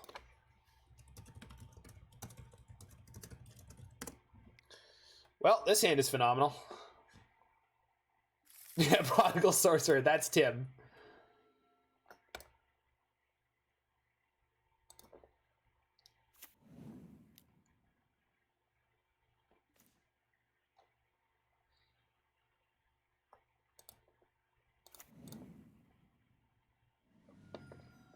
Yeah, I need to get back to playing this deck. Playing turn 1 fetch land Utopia Sprawl into turn 2 Wrenn and Six is just the sweetest thing ever.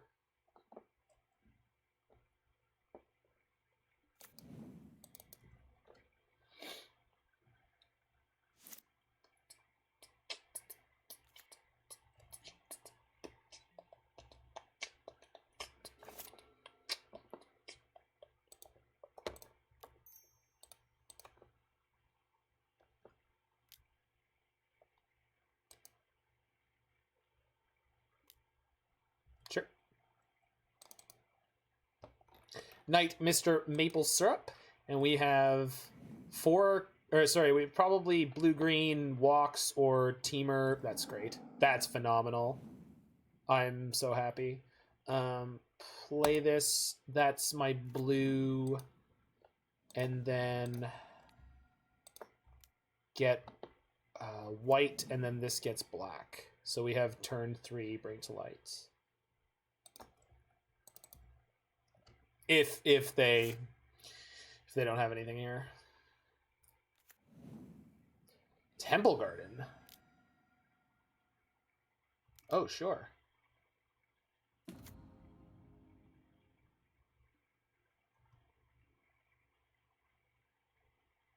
Is Tybalt better than Niv here? No, because Niv gets us infinite removal spell. Oh, also I have a Lightning Helix, right? My Wooded Foothills can't fetch a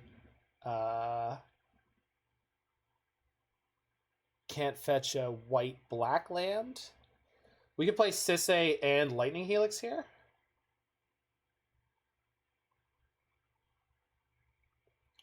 Sisay and Helix. Yeah, I think that's the best play. Then next turn we can go bring to light for Omnath, then play land, fetch Sisay for Niv or whatever else.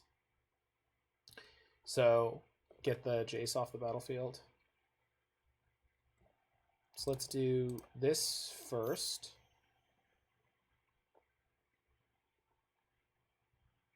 This has to fetch a plains. I need a second white to make this play. But if they're gonna, oh, you can't pitch counter Sisay. I'm an idiot. Sorry, folks. Oh, no, it still works. It still works. We only need to bring to light for 4 next turn. I thought I just screwed up, but I didn't. Although there was probably a more optimal way to do this, but whatever. Another force negation? Nope.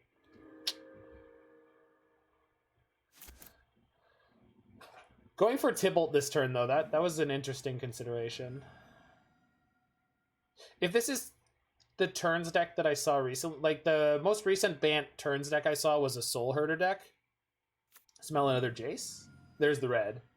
I would expect there to be red. No, this is probably just Money Pile, right? It's just Money Pile.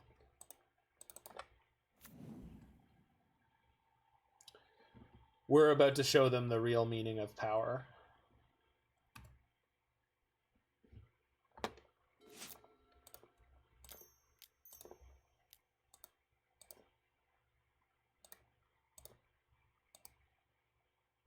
Oop. Oh, I see. I see. Yeah, if there's no force of negation... Well, we could deal with their graveyard.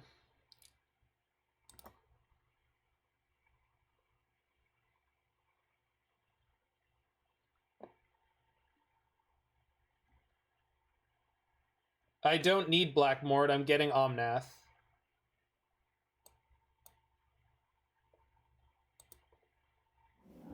No, Mord. I'm getting Omnath. Then I'm playing a Vista. Trigger. Yeah. We're going to do everything.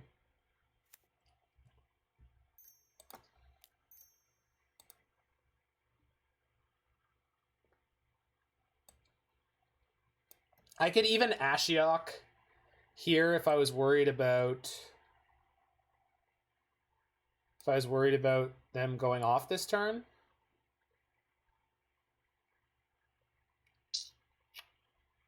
Do I want to be conservative? I think it's worth it. I think it's worth it when we don't know what they're on and they could instantly win the game. Just Valki. I can't do that. You mean Tybalt their Omnath? I can't get Tybalt with this. That's not an option. Let's get Ashiok. I'm gonna mill them at minimum because if they concede, I want to see more of their deck. Okay, they have Time Warps. It does look like Money Pile. So the Ashiok that I have in play now limits their ability to get extra land drops for their Omnath. so they can't catapult their mana here. So they're pretty limited on what they can do. If they have 2 paths, could be bad, but this looks pretty good for me. The Uro could get them to the second land drop, so they can get the second trigger on Omnath here.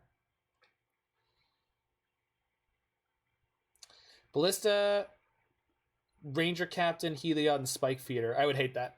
I don't want to play that in that deck at all. It could be good. I'm sure that could be great. I don't want to play that. Homie, don't play that. That could be amazingly good, but I have no interest in gaining infinite life. Especially on Magic Online. Alright, money pile. So, Fort Seas is like pretty good. And then Ashiok. Yeah, definitely Ashiok. Helix is generally poor. I know we killed a Jace there with it.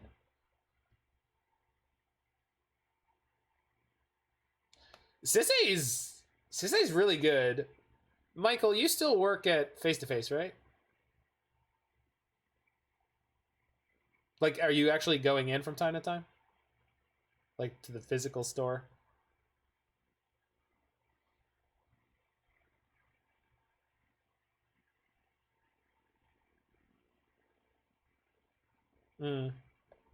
Yeah, Abrupt Decay is also not good. Not at this time. Oh, no worries, friend.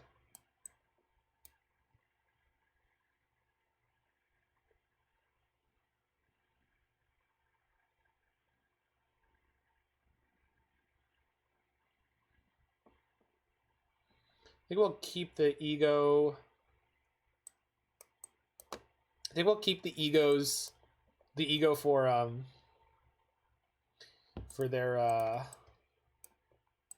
their time warps. Kaya's Guile is not great. I'll keep 1.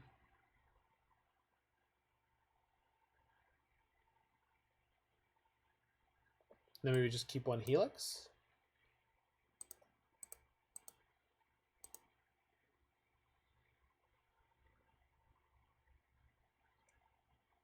Oh, Boyle. Doy.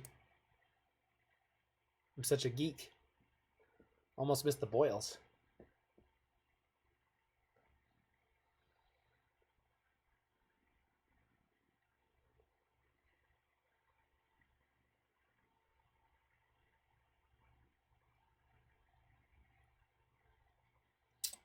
Could probably ditch Kolaghan's command because they mostly have exile-based removal. Sometimes stuff dies in combat, though. Is Nissa Steward of Boughs, or Nissa the Shadow of Boughs, any good? I drew her once and I screwed up playing her. She's not that good, though. What up, Blitz?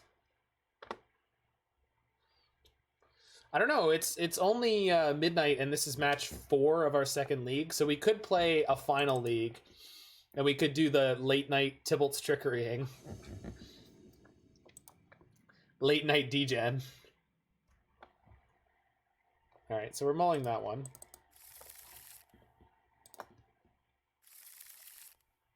Yeah, we'll keep that.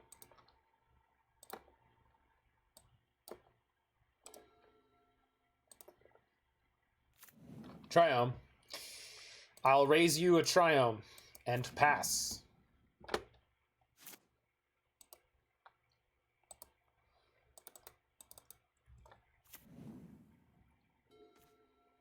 Oh my god. Nothing but the hits.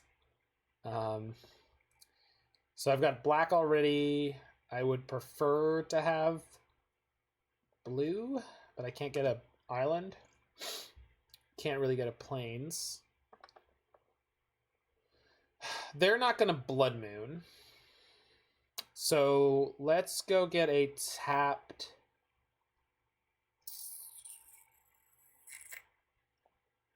Sorry, I don't know the land base here well enough. Oh, there is a Steam Vents. Okay. Steam Vents is one of those like really tricky cards for these decks to play normally. But it bridges the gap between your colors a lot of the time.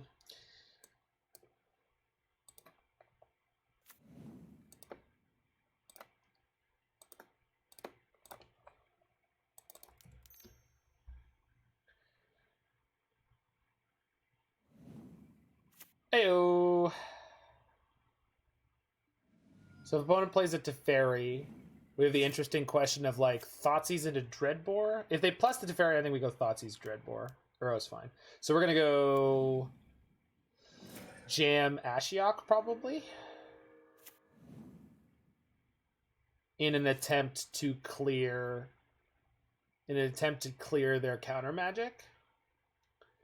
And then next turn we can Thoughtseize Teferi.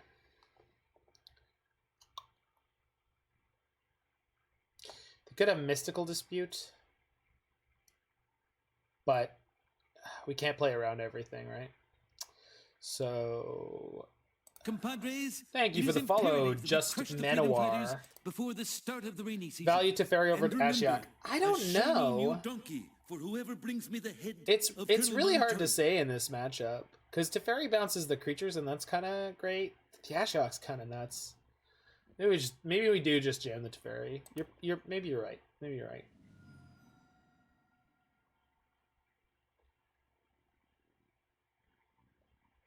No, I agree. I know. I'm just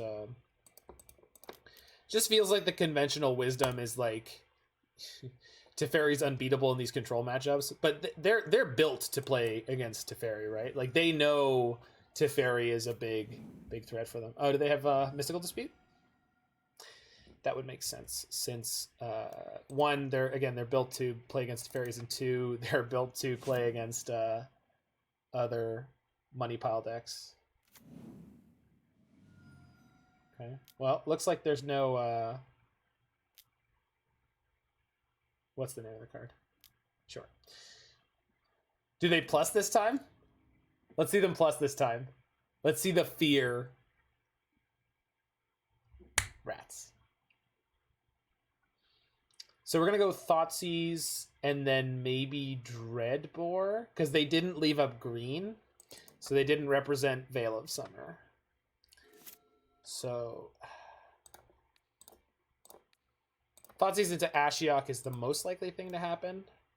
Could always Dreadbore the next turn.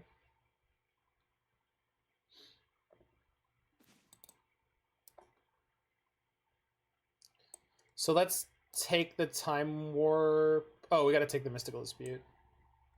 Yeah.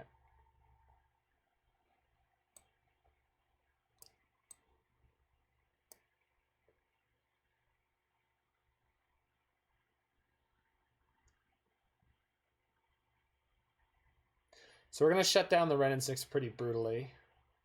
But Time Warp plus Jace could be bad quickly. But I just don't have an option. Because if I don't do that, they're going to go Wrenn and Six, pick up a land, cycle the land, get to the Uro with a Time Warp. So,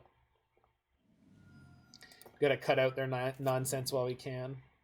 This is on... Okay. So I need Godless Shrine here. Take Dispute, Dreadbore the Jace. It's not... That's... I think we could end up in a really bad spot with that play too. I need blue or black. And... Oh, Breeding Pool is good here, right? So then we go green, blue, red, white. Okay. Yeah, Breeding Pool's good here. I think Ashiok's the best play here. We get to clear the top of their library too, which they just set. So presumably they were intelligent and they hid some cards on top that they wanted safe from my Thoughtseizes. So let's see what they were. I admit I don't like leaving the Jason play for a turn, but I think it's pretty important. Cards we milled: Jace, Wrenn and Six, Mystic Sanctuary, Scalding Tarn. Oh, or they could have tucked a bunch of garbage on there that they were hoping to shuffle away eventually. Second Jace. That's fine. So they have Wrenn and Six and Time Warp, but the Wrenn and Six is very limited right now in how dangerous I feel like it is. And they can't play both. Maybe I was thinking that they had more mana last turn than they do, though. Because I think I was constructing a world in which they could play Wrenn and Six and Time Warp or Uro and Wrenn and Six, and I don't really think that that was feasible. But I'm not going to be worried about it.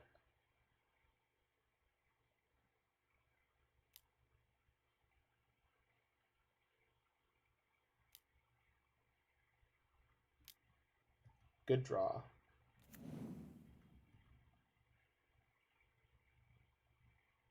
Okay, you may gain 4 life. Yep. Ping Ashiok? Yeah? Alright, I would like to draw Lightning Helix. Okay. Step 1. Play Abundant Growth. Okay. So we can Niv next turn. Do I kill the Omnath and leave the Jace in play? Jace cannot remove my Ashiok. I'm pretty sure that's where we're at.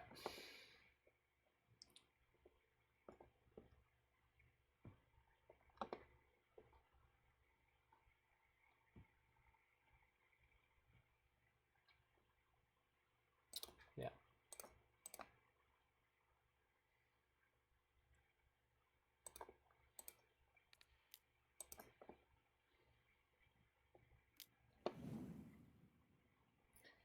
Just more afraid of the mana production off of the Uro at this point, especially with the...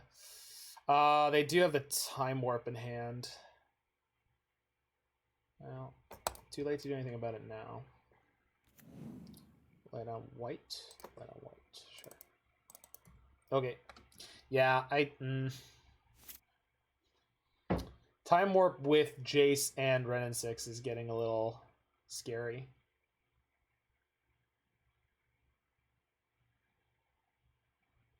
But at the moment, even if they tick down Wrenn and Six both turns, they can't remove my Ashiok, so maybe we'll be alright. I think the bigger concern is how much counter magic they could put together to stop my 1 card in hand. Okay. Time Warp? If this is Teferi 5, I'm gonna be a little upset.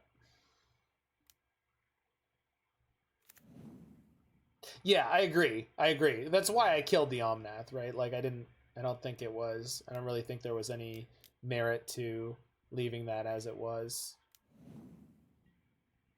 If they find another Time Warp, we could get in trouble here. Oh, they're gonna have a second Wrenn and Six, huh? Yep. So now if they have a fetch, they just go off with the Time Warps. Fuck. Ah! Rats. Their Wrenn and Six is low on loyalty, but the problem is they've got a Jace in play. So yeah, they just pulled out too many high value cards all in one go.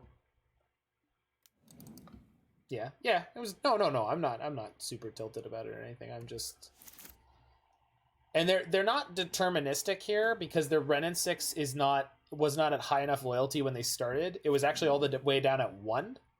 So even if they're playing a full boat of 4 Mystic Sanctuaries, they can't deterministically hit the hey Big Ben, I'm doing well, very well. They can't deterministically hit the emblem, so they need to find something else. That's not it yet, although it likely will be.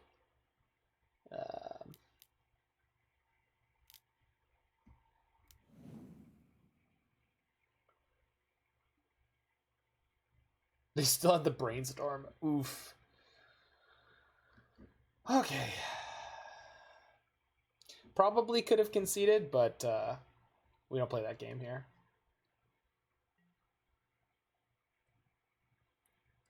If we do get a turn, like we could hit the Boil and just be scot-free. Boil into Niv-Mizzet.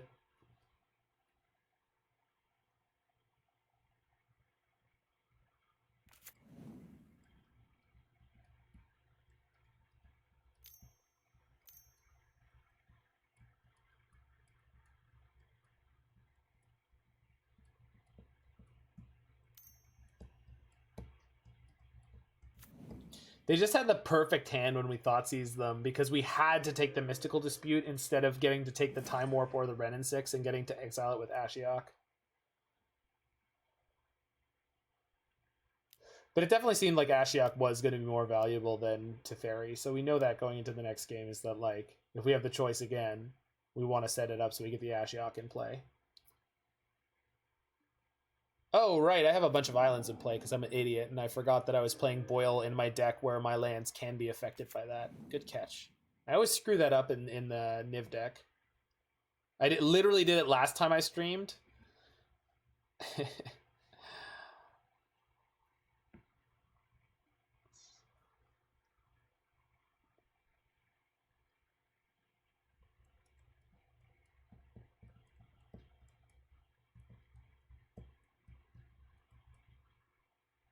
They did not Time Warp this turn yet, I believe. And they have now Jace Brainstormed? Is that correct? Yeah.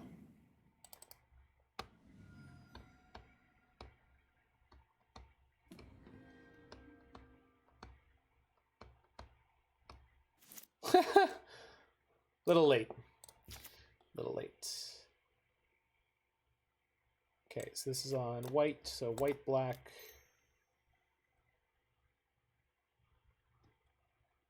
Green, blue, red.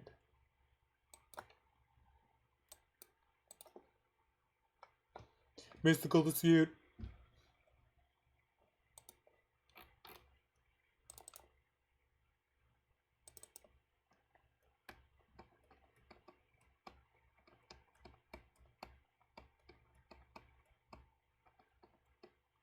Magus of the Tabernacle. Why would we want Magus of the Tabernacle? Is there something I'm not understanding about this game state?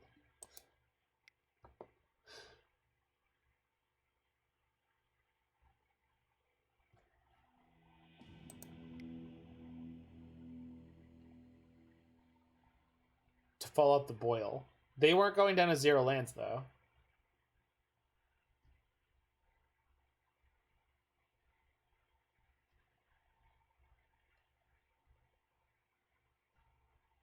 No, and it doesn't tax the Planeswalkers either.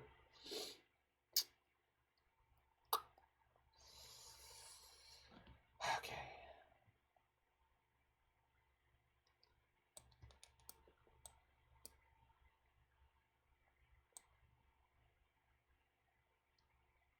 Yeah. Not only does it not do that, but Oko makes weird things happen with Tabernacle. Okay, I think I'd rather have Nissa here. And the Abrupt Decay for Wrenn and Six is not the worst thing in the world.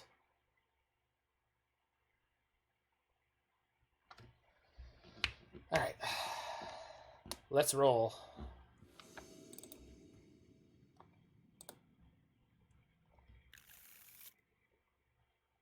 Yep.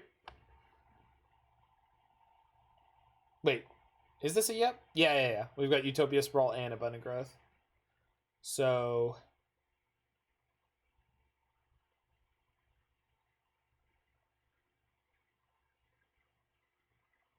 Turn 1, fetch growth. No. Fetch Sprawl on red. Yeah. Because we want to plan for top decking a Wrenn and Six. Guess I could play the Ketria Triome, and then turn 2, if I drew the Wrenn and Six, yeah, actually this gives me better options. It means I can't have 3 mana on turn 2. So I guess I could fetch a Breeding Pool and then put the Sprawl on red, and then we top deck a Teferi or an Ashiok. We could play either of those. Okay. It does mean we get messed up later on more if we Boil. So with this hand, let's beat. They're on 61 cards. Okay. With this hand, I can always play Sprawl and Abundant Growth next turn.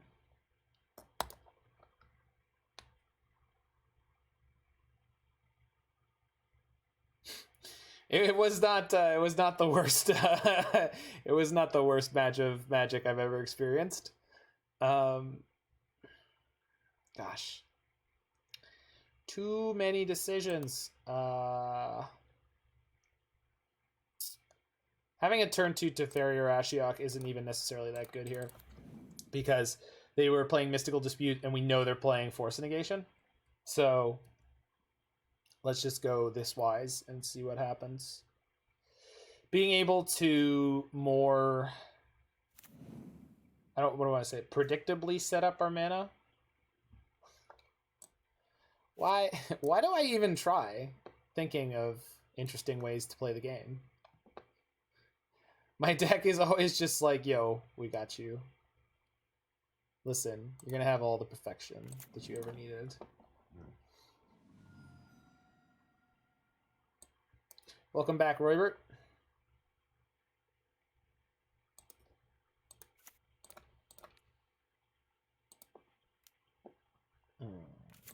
Break it on down. Okay, apparently my opponent's F6 here, which is nice. 5 color, no struggle. Yeah. Losing Astrolabe made this deck a lot more difficult to play, but not that much worse.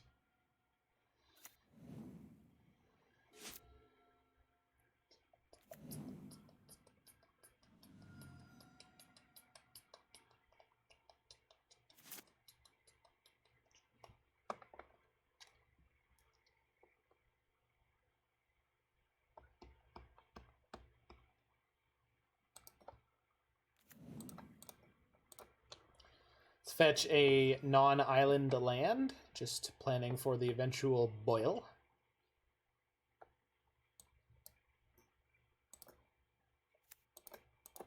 We've actually got a good setup for Golos here. So if they jam it to Fairy this turn, we're going to be able to follow that up by playing Golos, which is pretty great. Can also grab a Urian this turn. Or play that. We could play that. Let's play that.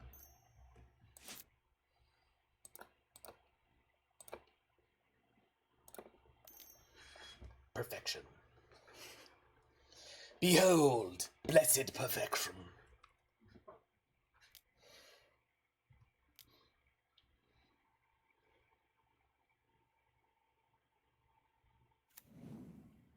Oh! Oh! It's so good. Do I down tick? Up tick. They could play Omnath? Up tick. I don't. No, and the spell they would be playing here is what? Lightning Bolt? Celestial Purge, or whatever that thing is called, doesn't hit this. Well, now we have instant speed Bring to Light. Bounce my Abundant Growth? Not right now. Yeah, bouncing Abundant Growth is like the highest value play. But I think plussing the Teferi once it's resolved in this matchup is just way too good. Because they do sometimes play Lightning Bolts in the deck. I would, because I hate not having direct damage in that kind of deck when you could be facing down enemy Planeswalkers. This, by the way, is the #1 reason to play Niv-Mizzet right here. This is it. Instant speed Bring to Light is, yeah, it's pretty disgusting.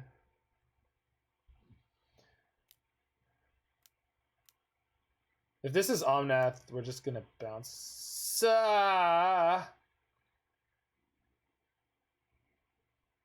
That's so upsetting. Oh my god. Vomit. Fuck me. The double tempo play.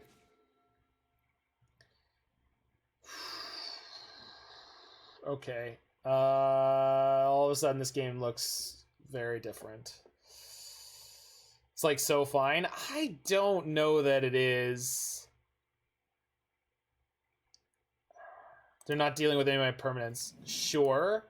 But they're going to be able to overpower me.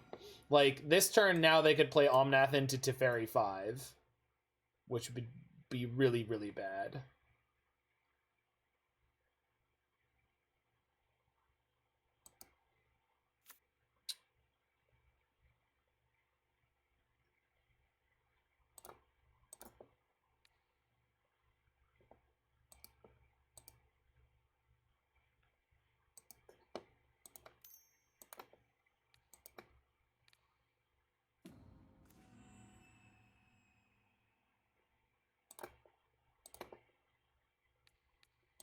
Yeah. Yeah, there's a lot of really, really messed up things that could happen. Although our next turn is going to be insane too, so...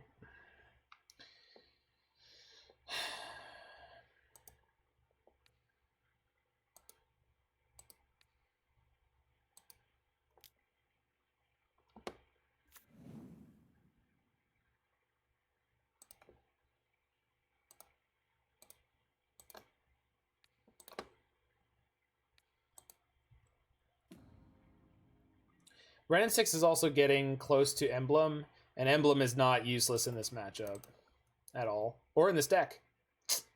Emblem is good in this deck.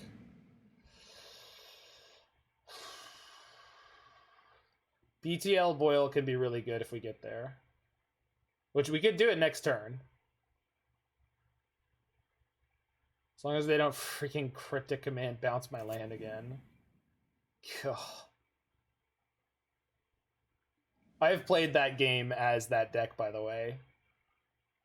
I did it to Tron a couple times, and it's just like, it's so good.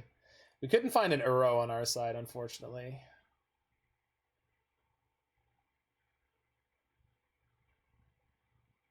Yeah. Zanman 1414. I think that was the numbers he usually associated with his screen name. Anyway, Zanman used to build a lot of just like piles that would have 4 of Wrenn and Six with like literally nothing to do with them. God, fuck you. I'm 1 mana short again.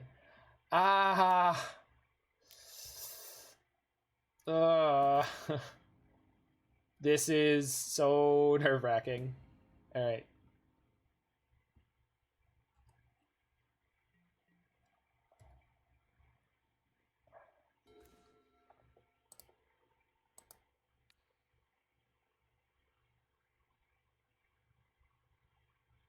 Yes, that was going to be the play. But we've never had the ability to do that. Because they keep dealing with my mana. We can still play an Omnath this turn. But we can't get any landfall triggers afterwards. But that's fine.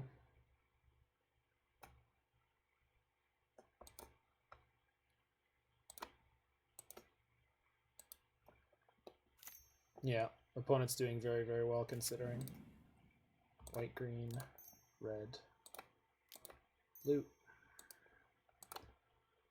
I mean, this Omnath really should help us out, but I'm just playing against a deck with Time Warps is just nerve-wracking because they could just start going off any moment right now.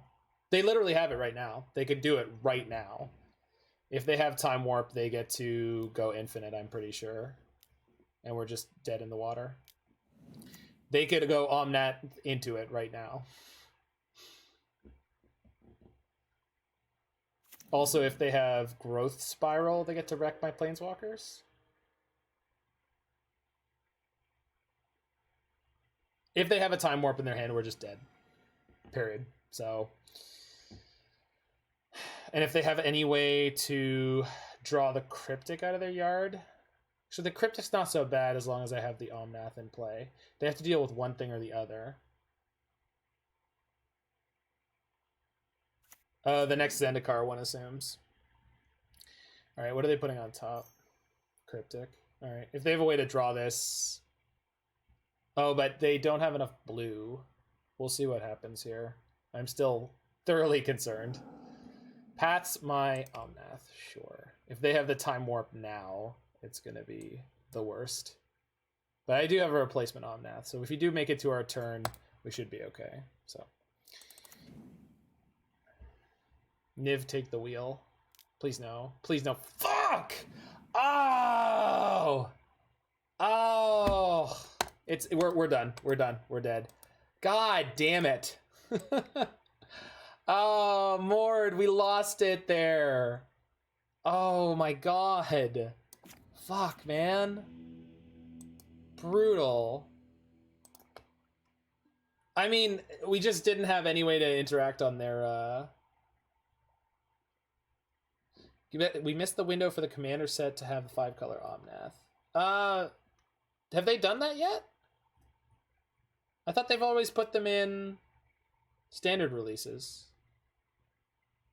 Well, maybe not the red-green one, right? And they put the Teamer one into a core set, which wasn't a Zendikar set. Oh, it was so close. Ah, the way they stole game 2 and 3 was brutal. Just couldn't draw what we needed. Oh well. Deck is still super duper sweet. And this hand is wonderful.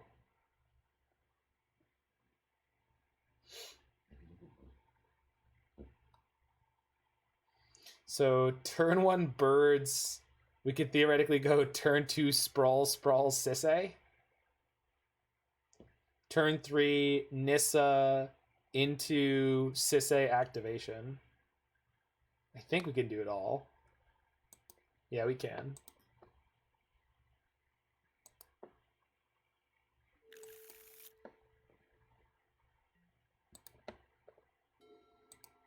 What was Dogfish on? A 4-color money pile with multiple time warps.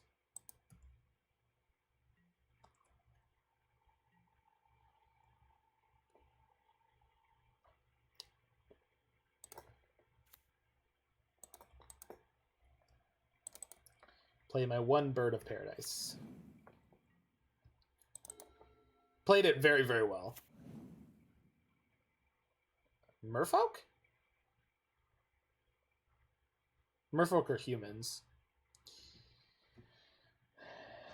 Our opponent does not know what they're playing. Spirits! Ooh, that's much worse.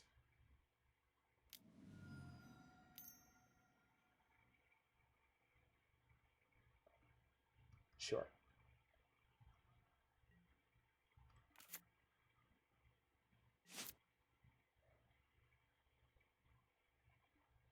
Local man hates spirits. The spirits hate me, all right?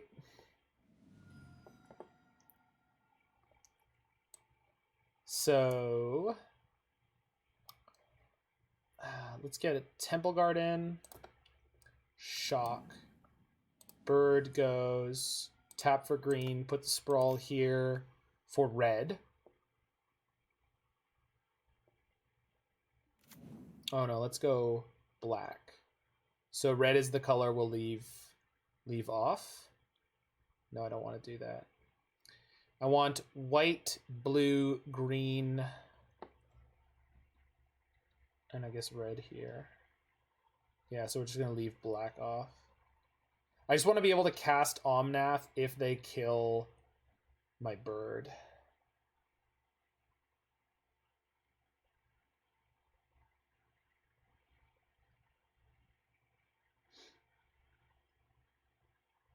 I want to be able to cast Omnath if they kill my bird.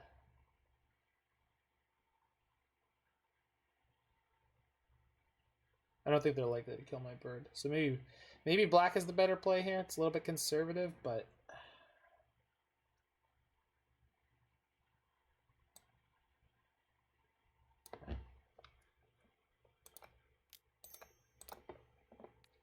put that there. Go blue. Sorry, there was a question in chat, which is any modern pieces you've bought for paper? My last orders were like 6 months ago and 3 months ago, something like that. I made an order during Ikoria, and I made an order during Double Masters, but nothing else. I want to try out Cosima. The 2 decks playing it in today's list are the Bant Blade and Sultai Midrange. Which do I choose? I mean, depends on which you like playing better. Why don't you play both? Yeah, ¿por qué no los dos? Okay. So the way Sisse works, we could end of turn go get Wrenn and Six, and then go up the chain. But what I'm going to do probably is get Wrenn and Six now so I can fetch. And I think I'd rather do that than cast anything. Although, I could cast Omnath and hope to draw a land. And Because they can't Spell Queller me right now.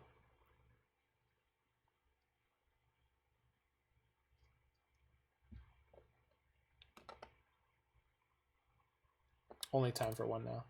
Well, whichever one you think you'd like more. Yeah, they're missing their land drop feels good. All right, I need white. Right, I need white. So I have a feeling they're gonna have Rattle Chains, which will be enough damage to kill my Wrenn and Six. So I think we just pass.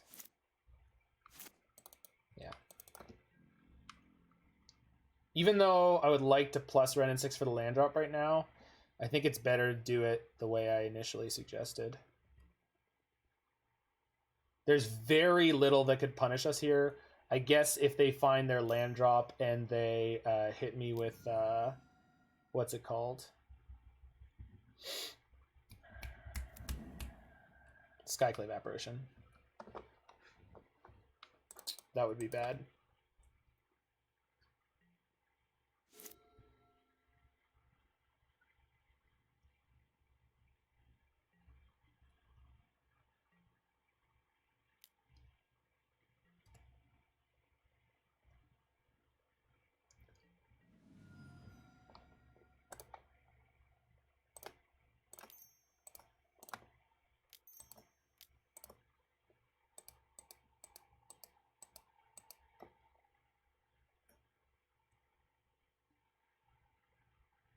Oh, is it less?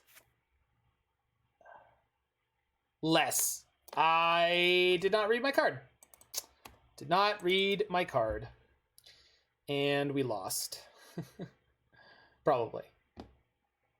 Well, it's good to know that I never could have done the thing I wanted to do. Yeah, I don't know why I thought it was less than or equal to. Ah, hold on, hold on.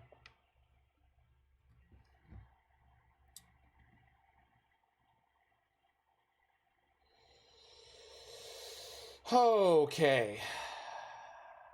So they can't Queller me here, so let's just play Omnath, I guess. And draw a fetch land and never be able to lose. If we draw the fetch land, I mean, we just go nuts, so. God, that sucks. And I could have attacked for 6. Ugh. I have been playing really badly all night, but this is like super frustrating. Oh no. Oh no. Oh.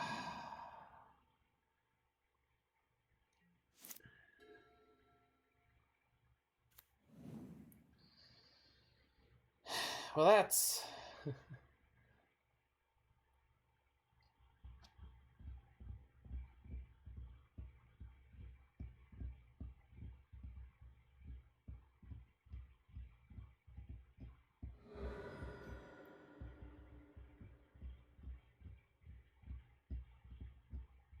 they're gonna have the Skyclave. We're just gonna get eaten alive. Oh, jeez. I don't know why I didn't read Sisse. I guess every other time I've gotten away with it perfectly without realizing it. Because I know for sure I've been very close to screwing that up. Okay. This is good for me. Not great for me, but good for me. So we take 7, and we'll see where we end up with at next turn. Maybe the Kaya's Guile and the Omnath will get me there. Did you say my name? No, Omnath. Oh, because I thought I heard. No, Omnath. Don't you force me. All right. The question is, do I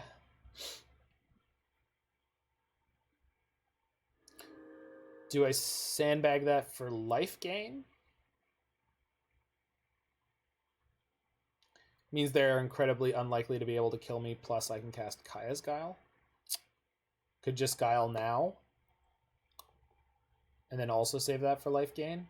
You can decay this turn. I could do. think Kaya's Guile's better, right? Make them sack a creature and make a 1/1. I guess they just sack the Skyclave Apparition. Yeah.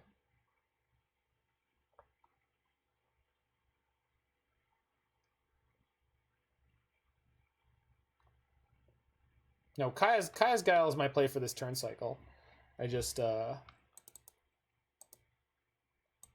know if I want to open myself up to them having any counter magic available. I don't think I do. So opponent sacks a creature, create a 1/1 black and white. Well, I suppose though if they have removal for my bird, I get in trouble. All right. I'm just gonna assume that the life gain is gonna help me out a lot here. I think it should. Compadres, Thank you for the follows, Spaghetti. before the start of the rainy season. Spaghetti. And remember, a shiny new donkey for Spaghetti. whoever brings me the head of Colonel Montoya. Serious about that donkey. Just don't actually send me any heads. Goes to combat. Sure.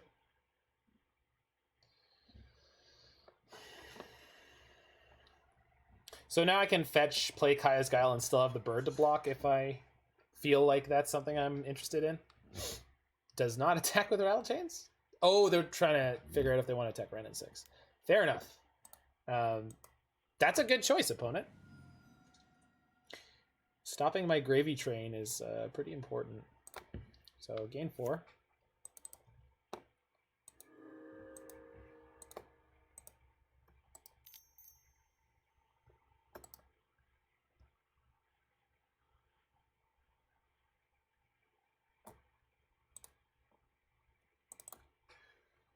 They'll sack the Skyclave. And we'll just lose our Wrenn and Six.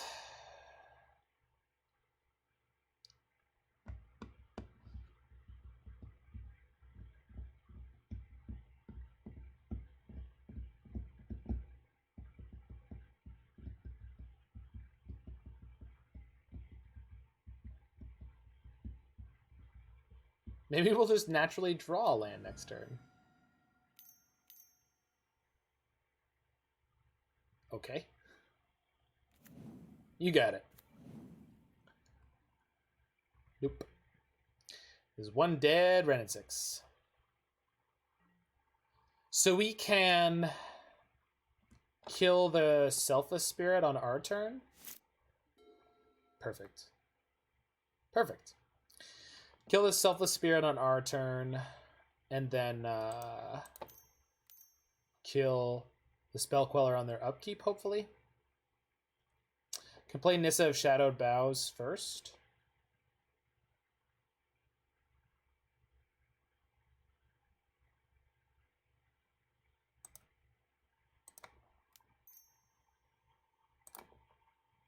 Trophy the Selfless Spirit. They're not going to sack it. Oh, I guess they might. Yeah, they might. Well, oh, yeah. Yeah. So I need...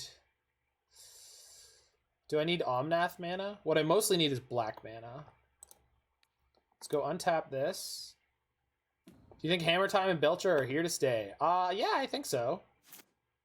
I don't know to what extent those decks will remain, you know, as prevalent and or powerful in the metagame as they have been, but I can definitely say I can't see decks of that power level ever leaving Modern permanently.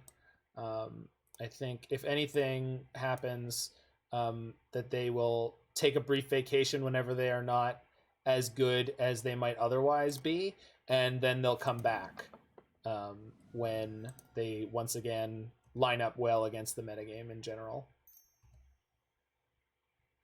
It's the usual way of it. So, Trophy the Spirit. Hope everyone does as much prep for Vintage this weekend as I am. Nope, definitely not. I'm here playing Modern right now. And the reason I'm not prepping that much for Vintage, I will be totally blunt, is there's just too much variance, and I don't want to spend all of my time trying to prep for it and then get blown out by my opponent drawing their ancestral and me not. They let it resolve? Okay. Opponent, you can't play Rattle Chains right now. So, good luck, Godspeed. What are you doing over there? What you got going on? Spell Pierce? Each opponent sacks a creature and make a flyer. My life total's high enough, I'm not super concerned. Oh, we're doing the same amount of prep. I got you. Sorry. I thought you were going hardcore spike on us, and you were being like, oh my god, I hope the competition has been grinding as hard as I have. And then you get super salty when it turns out that like the person who crushes you 2-0 and the other person who crushes you 2-0 are like, no, I've never played Vintage before in my life. I just drew my Ancestral every game. The person who beats you in round 2, they're like, I don't know, I drew Workshop into Trinisphere every game. Don't know what to tell you. E-Tron with Endless Ones. Go for it.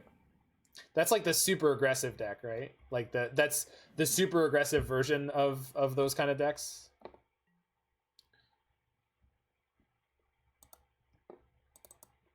Okay, so Nissa can take a beating here. She can take a licking and keep on ticking. Oh, that's why they have now chosen not to attack her. So now we can go Omnath, Nissa, flicker back the Omnath.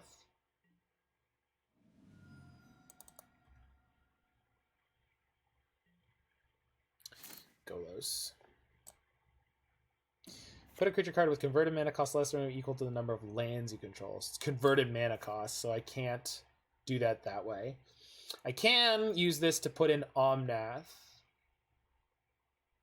and then draw a card, then play Golos, and then be ready to spin as soon as next turn. Yeah. Oh, it just snapped in Uro because I didn't have anything else. Cool. So now we get 2 land drop triggers, which means I can also play Urian this turn. All right, opponent. I don't think you're prepared for how much value I'm about to style on you with.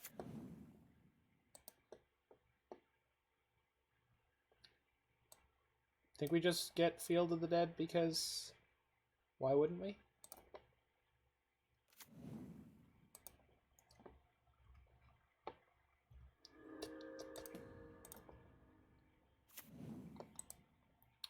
Put that in. Cast Urian.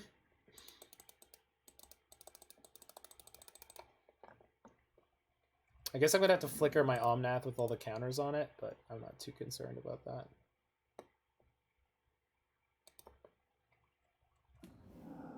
Arceus Dota?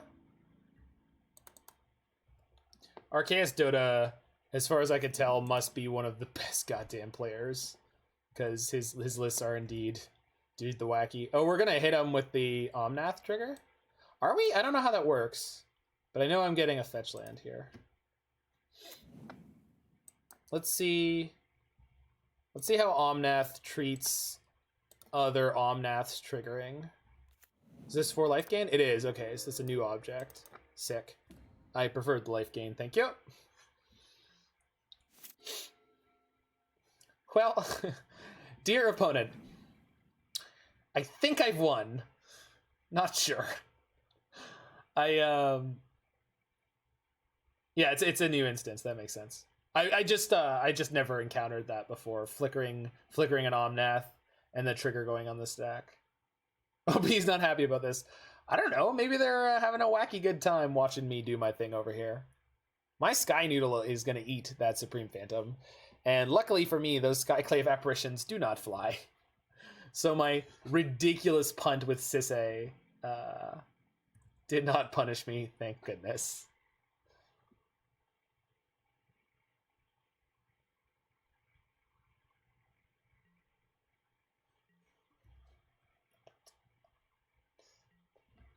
Okay.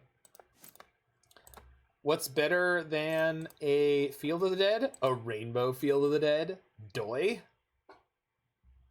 This Field of the Dead is going to Pride Week.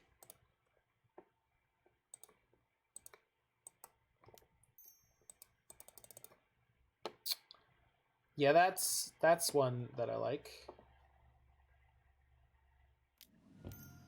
Spell Queller? Rattle Chains. They're gonna make their Phantom untargetable? They're just making the Rattle Chains untargetable? Oh, they're just putting in a bunch of blockers that they wanted to have. That makes sense.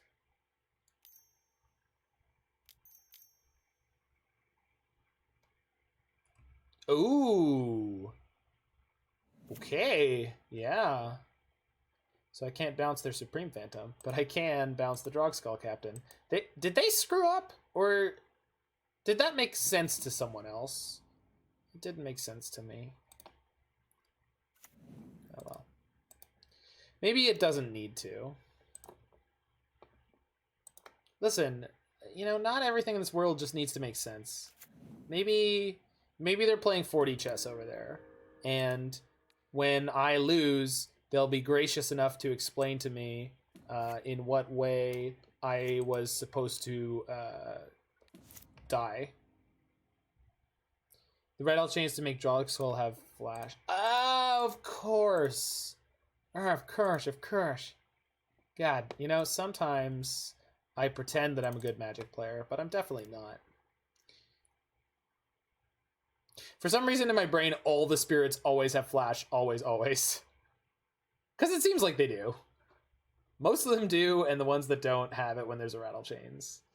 There's one where its lordly ability is to give them all flash. I guess I could have Kaya's Guiled before I gave them the opportunity to block here, but I'm brighter when I'm not actually playing. Yo, same.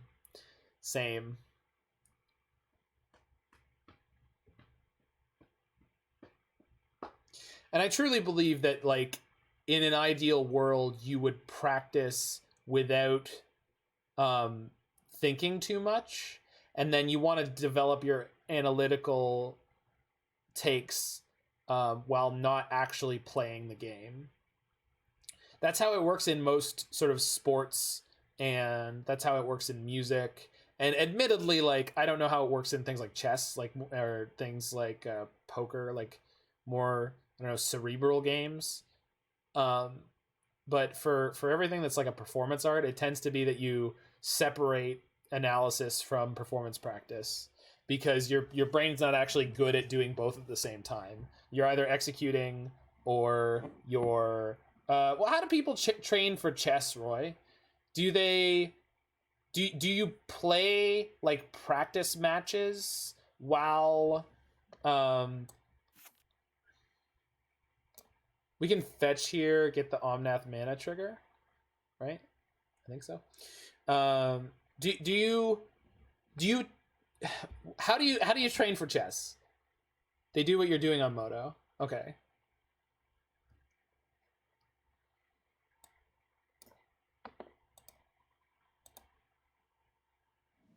Sign up for any tournaments even remotely useful. Yeah, I guess that makes sense. Yeah. I guess my bigger question is, though, do they separate the concept of learning to execute from learning how to think about the game?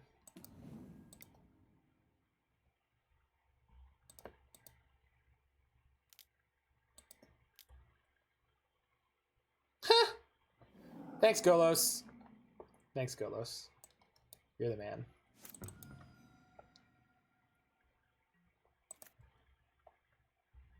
Well, so in music, what you'll normally do is you'll practice, and you'll sort of practice like thinking of a performance, of creating a performance. And then you'll record it, and then you'll analyze the recording so you can look at minutia.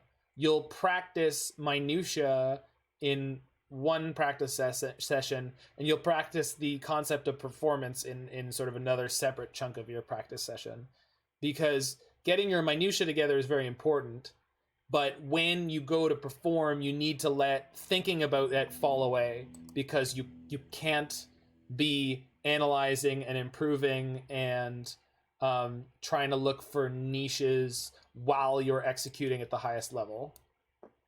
Oh, I understand that, but it's easy to record music visually and auditorily. But that's not the point. The point is, when you are trying to learn to do it, are you doing both? Do you just like jam games and then do postmortems after the fact, or do you also do like games where you're talking about the theory and philosophy, or is it all three of those things? I guess only applies for a creative field. Yeah, I guess so. I think there's also every shade of this is important. It's important to just play games without thinking too much. It's important to go very slowly and sequentially, and it's important to talk about general philosophy and strategy, I guess. Okay, so Ashiok and Unmoored Ego are bad. Nissa was surprisingly okay here. Helix is good. Wrenn and Six is good. All of these are good. Valki's probably fine. It's just hard to find the last couple cuts. One Kaya's Guile, maybe, and maybe an Uro. I think Uro is not surprisingly, but Uro is unsurprisingly poor against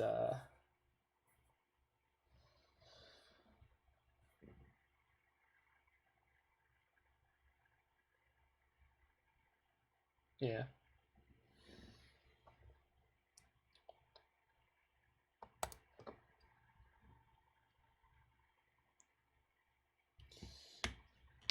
Yeah, the way chess exists fully explains to me the way Roy thinks about Magic in such a thorough...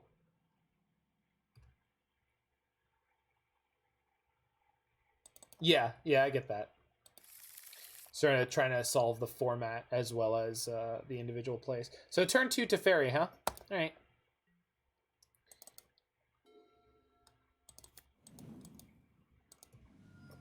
All right. Play an Aether Vial. Play an Aether Vial. It looks like an Aether Vial. Rats. Okay.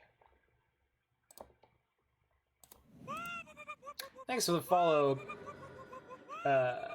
Carnsies 817. Carnsies 817. We can be a little more aggressive with our colors here. Need to have black, green, blue. Sure. Then this gets white. No.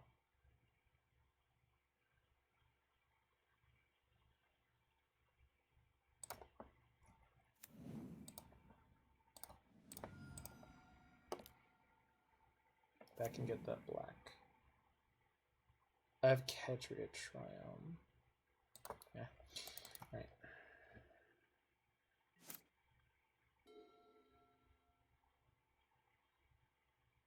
Right, but one of the things I want to... Sure, but you also need to do things like I am clearly not demonstrating here, where you want to have a grasp of your deck's play patterns well enough that you don't need to be futzing around so much being like, what fetch land should I fetch? Blah, blah, blah, blah. You should try to get your reps in so that that's a little more intuitive and you don't need to stumble around and being like I am right now where I'm like, this color, bleh, blue. All right.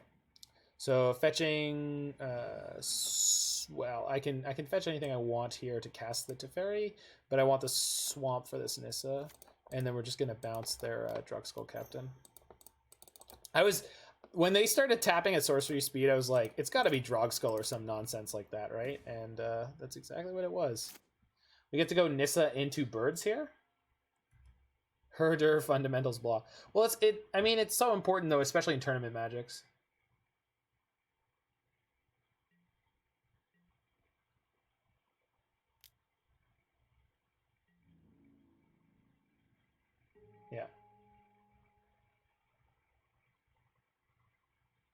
We've cast a Niv.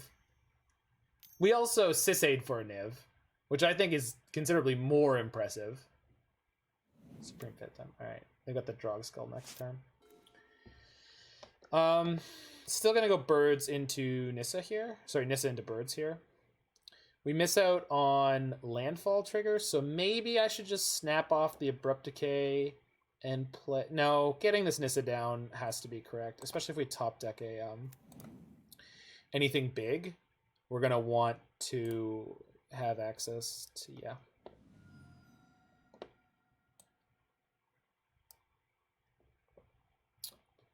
Sure. Take less damage.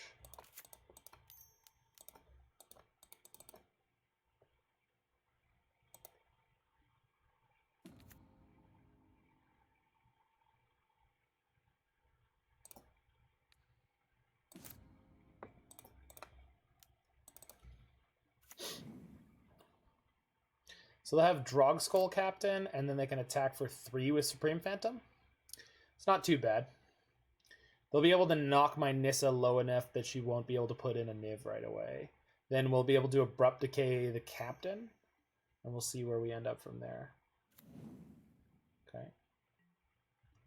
So they can still attack my Nissa for 3. But what they're telling me is they have a Rattle Chains here.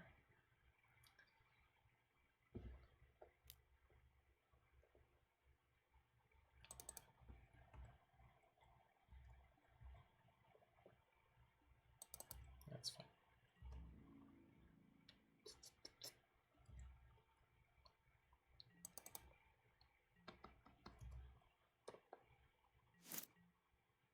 Okay, so play land, trigger,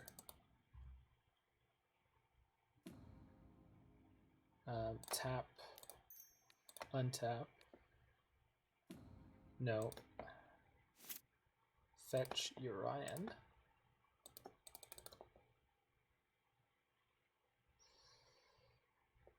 So I need one more, and then I have 1, 2, 3, 4, 5, 6. So I could play this Urian.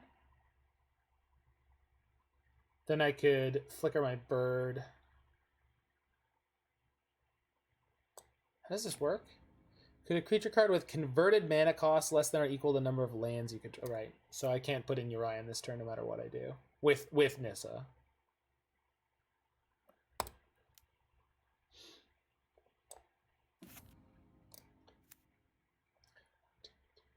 So I could play the Urian, or I could Abrupt Decay and cycle Triome.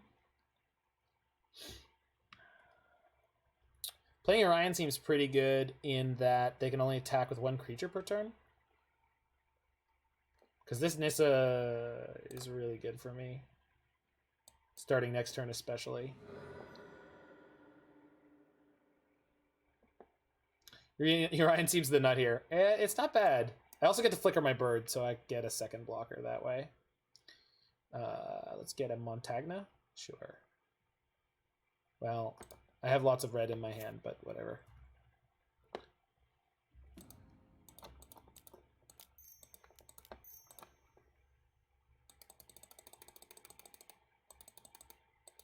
Dear client, why are you so chonk? Also, like this... What the fuck? That's not a spirit. That was an actual spell you just played. The fuck? They played a spell on me. Because you're mine. I'm theirs now. Urian is a spirit now. Well, that's not very nice, Splits. To the way, though, that Nissa works, we can go play land, landfall trigger, and if we hit a Golos or an Uro, we can get her high enough that she could bring back the Urian out of my graveyard and flicker herself, as well as the rest of my board. So we'll see what they have here. They're just attacking her for 3 again. This is some weak. This is opponent not displaying strength here. Of course, my hand's not giving me great options, but still. Yeah, Nissa was definitely taking 3 that turn. But now we've got a really great backup plan. If they play nothing, they're going to be in trouble quickly. What the hell is that? Collected Company. Let's Helix this right meow. We didn't tick up. You're right. Sorry, I gained loyalty off of landfall, and it's screwing me up. I keep getting messed up with what she's actually doing. This is fine. This is not that fine, because they have Druxkull Captain in their hand right now. Okay.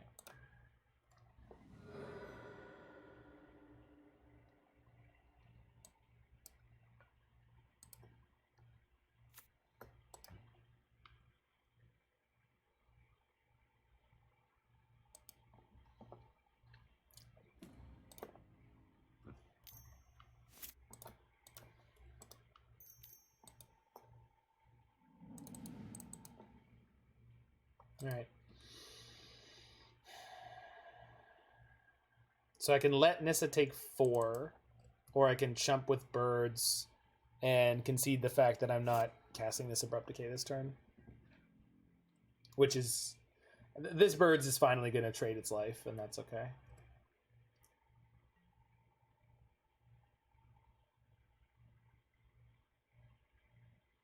They're going all out. Okay.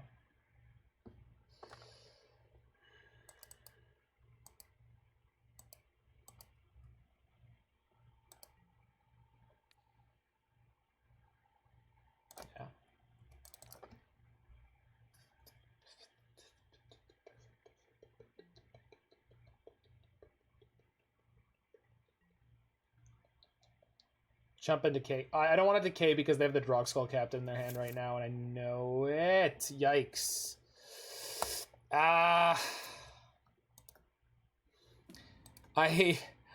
I'm trying not to rush decisions so that I don't make mistakes that end up losing me the game, but unfortunately we're just not drawing anything, and now we're in a really bad spot. Uptick. I did. Yeah, Druxkull has flash. We can kill the Druxkull when it comes in, but Druxkull has flash. Because we're looking to get to the Anger of the Gods I boarded in. Okay.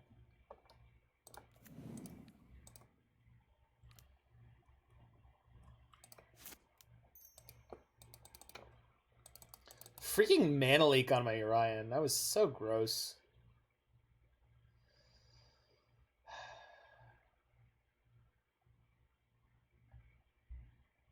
Now they're gonna have Ephemerate.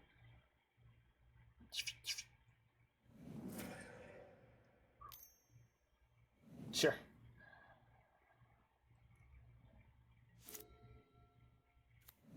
Leak was brutal. That's great. Sure. This is them killing Nissa, right? Yeah. Nissa put in work this game. I mean, she's taken a lot of hits for us.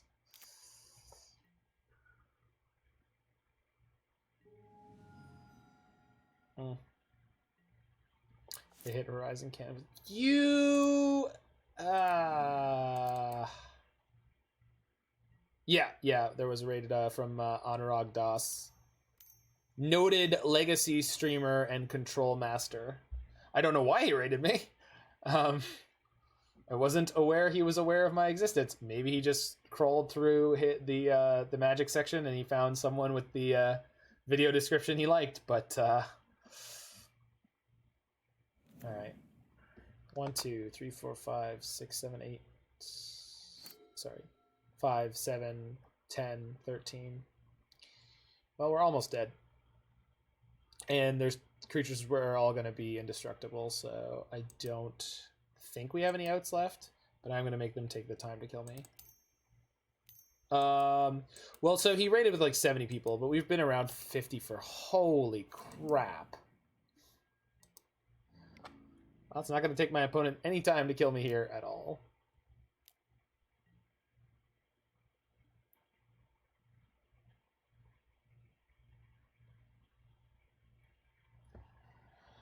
Okay. Well, we kind of stole that first game, so this game seems like justice.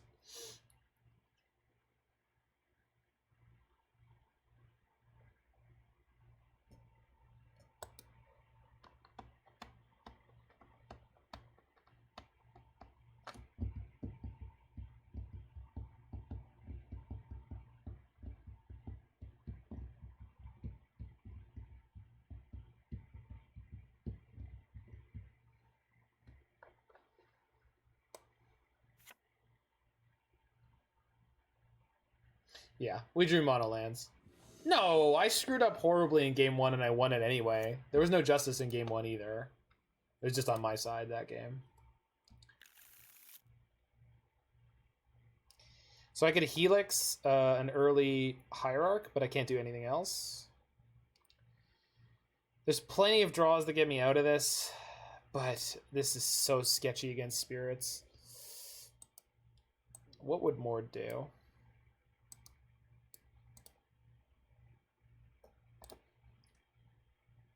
Yep, that's the one. That's the one that I want. It's the one that I want.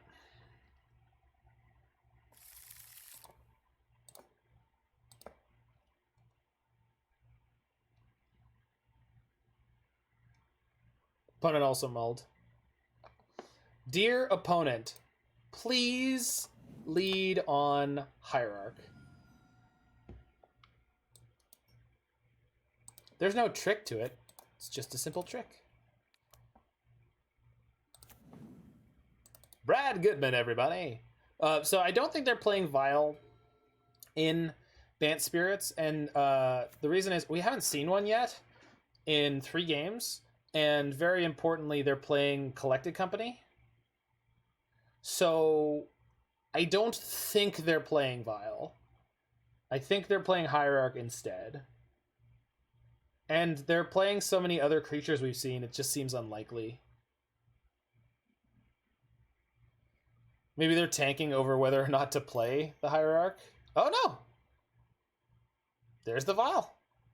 Okay. I was wrong. Oh my god, I was wrong.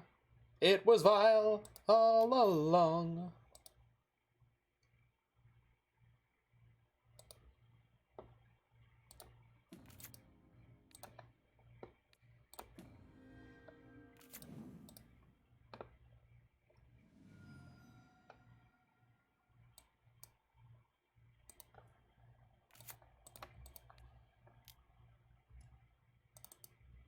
Whew.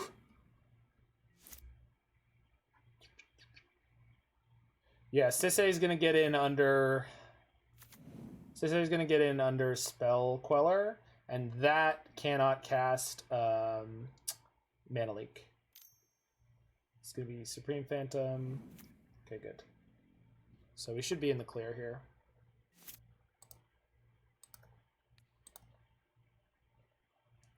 Using Sisei to beat counter magic might be my favorite thing about this version of this deck.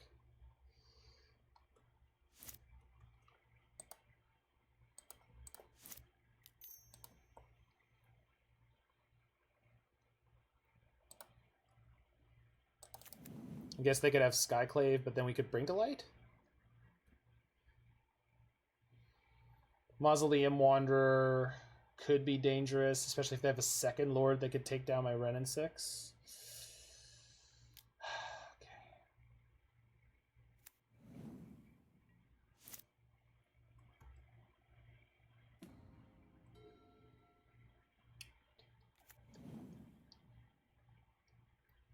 Okay, Hierarch means we're probably safe from them taking out my Wrenn and Six, which means Sisei can get a legendary permanent cost 3, which doesn't actually help us too much.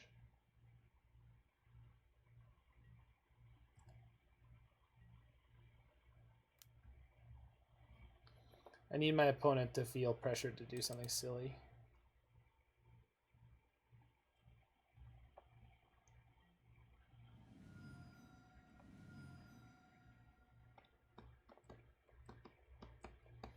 I used to say to get Valki and maybe snipe something out of their hand. Is this just Coco? Fuck. Skyclave my Sisse? Skyclave, sure. So we're just gonna bring to light. We're gonna go Hail Mary, and we're gonna bring to light for we're gonna bring to light for Anger of the Gods, I think.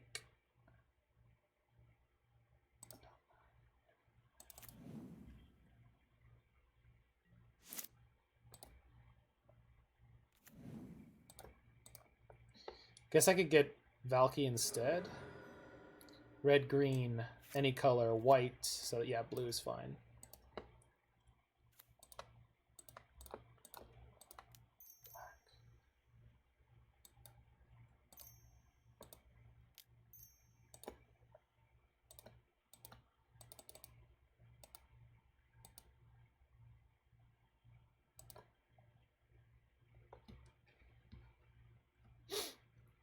I don't know what they could have with this other than Selfless Spirit would be really bad for me. Maybe we just get Valki. Let's get Valki. Tybalt, Cosmic Imposter. We steal this Skyclave. They can attack my Tybalt and kill it, but then we have a Skyclave on layaway. I think this is better. We'll find out quick.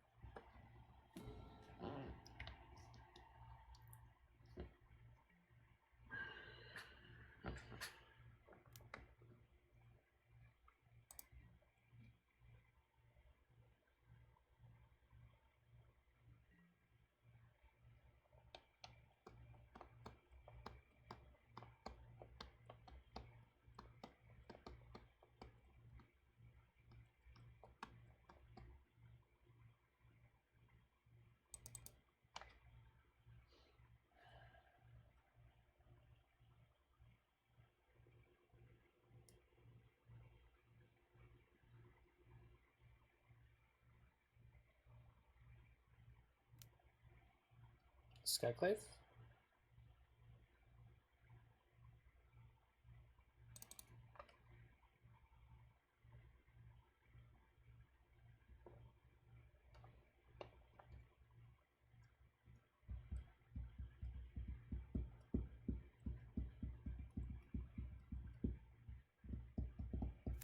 Deputy. Ooh.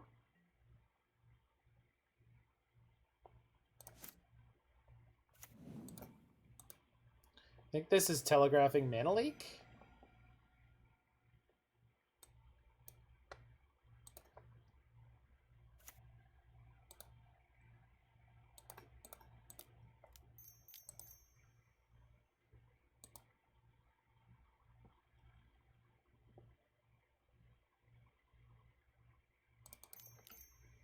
If this is Spell Queller, I'm going to be very upset.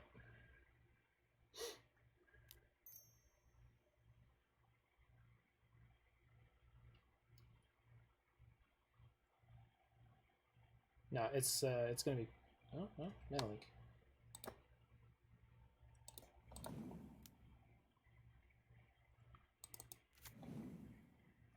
Their clock is not fast here. They're down to 1 card in hand. We've got Niv coming down next turn, so... And I am aware of my clock.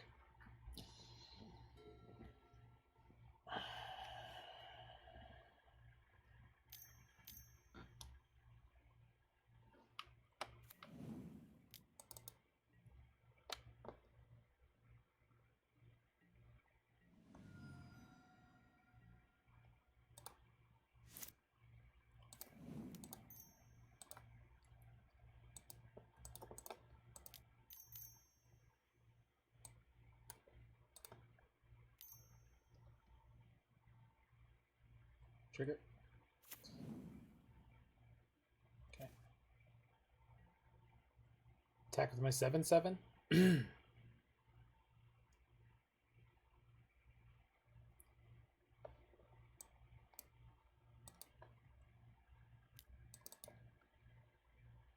Fuck. Okay, they can't Skyclave the Niv. Yeah, they just Skyclave the, yeah.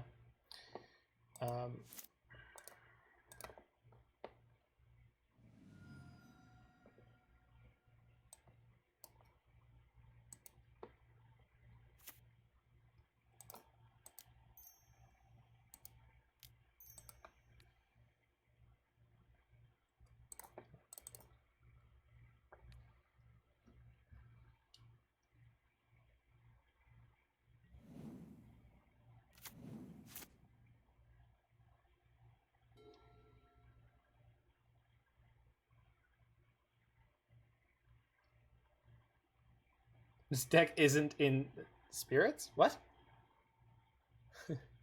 Well, Deputy is a common play for both spirits and humans. It's just one of those cards that's like way too good for them not to have some copies of.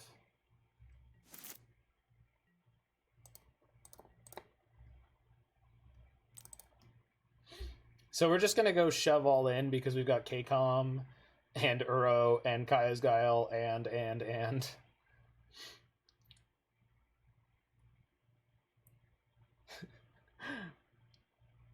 my cutoff is usually 20. There are some tribal decks that get to play less, but my cutoff is usually 20. I would say you've hit the level of being a tribal deck once you've hit 20 creatures, and in theory most of them of the tribe. Sure. This is fine.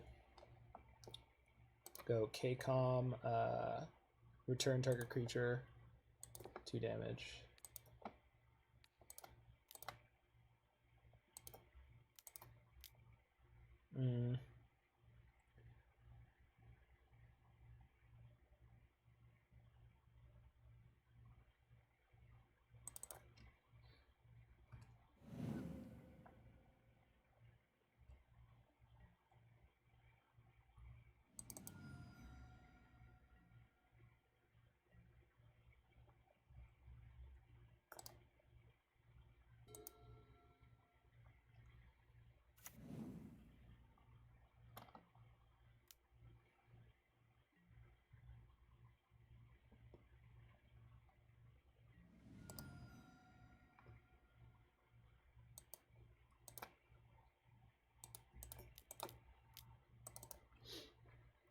Hey, you sack a creature.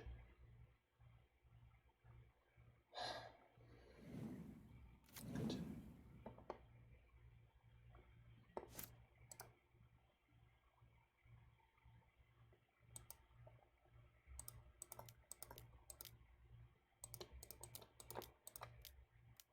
Tibble. Cosmic Imposter! Hey, opponent, I want to kill you. This is my kill you line. Spell Queller. Spell Queller. My Supreme Phantom. Rattle Chain Fall. Nice.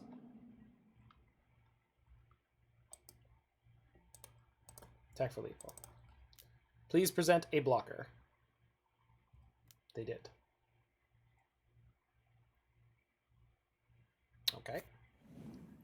You can exile my bird, and I will get a 1/1. Adnaz, Oops, and Cascade Valki.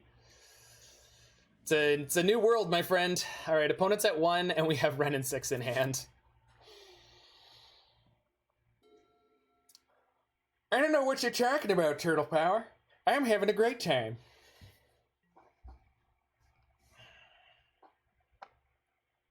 Go combat. Attack with all. Murder you. Whew! We also are getting close to clocking them. Drug Skull Captain. That flies. Don't, okay. Opponent says GG's, but they let it move to blocks.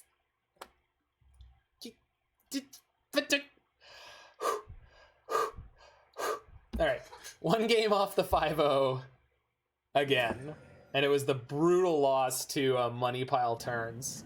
But well played by them. Excellent deck choice. Sweet, sweet, sweet stuff. Yeah. So this deck is awesome. Awesome. So both the decks we played tonight were excellent. The Enigmatic, we only went 3-2, Mike. So we didn't hit the good stuff. But between Enigmatic and Niv, I got some sweet decks to play. And yeah, so that one's from Mordekaiser. This one is just a really cool version of Niv. I guess having a Meddling Mage somewhere in the 75 is not the worst idea. And maybe a Lavinia. And the reason that, like, so we were talking about how Lavinia is nowhere near as good against the field. If you want something that hoses the Valki deck, or not the Valki, the Tybalt's Trickery deck, I would want it to be something that Sisay could fetch up, as well as Meddling, as well as Bring to Light, and that's the reason that I think Lavinia would be a reasonable addition to this if you really, really don't want to lose to that deck, because 4 Thoughtseize is like not really gonna be great, especially when they're playing the Sanitarium card. There's a colorless land that causes discard effects to discard to top a library instead. So that's going to hose you pretty hard. And I don't know if anything else in this deck actually does a particularly good job other than Unmoored Ego. I guess Ego could be good enough sometimes, but it's pretty slow and you want some redundant ways to attack them. But maybe between Thoughtseize and Ego, you'll be okay. Not sure. Anywho, yeah. Good night of Magic, and this deck and the Enigmatic deck are both excellent 4 or 5 color powerhouses. Both totally different. This is able to launch into a ludicrous value engine with Omnath and Niv-Mizzet Reborn, whereas the Enigmatic deck is a lot more scrappy, grindy, sort of lower mid-range. You kind of have to play some very careful lines where you're denying your opponent's cards, you're denying them the ability to cast things. You have to be very intelligent with your naming on Meddling Mage, and et cetera, et cetera, et cetera. So that deck has super, super cool stuff in that way. And then this one is just very, very powerful. The Tutor Suite, when it comes into action, is like incredibly... You're just grabbing these haymakers, which is just something sweet to be doing in Modern. So that is great. I don't want to raid that person, so I'm going to take half a second to look at the Twitch options of who I can raid. But for everyone who is watching this Meanwhile, in the future, hope you've had a good time. Hit that like button, smash that subscribe button, check out other videos on my channel. There's been a lot of good stuff going on, and we're gonna raid the good old Giglio MTG, who we spanked before when they mulled to 4 against us, and then we beat them in game 2 as well. So I hope you guys have a good time over there seeing some Red Black Shadow, and I'll hopefully see y'all real soon. So take care, and go grind some Vintage, but not really. 0 viewers are ready to raid. Well, I'm gonna try anyway.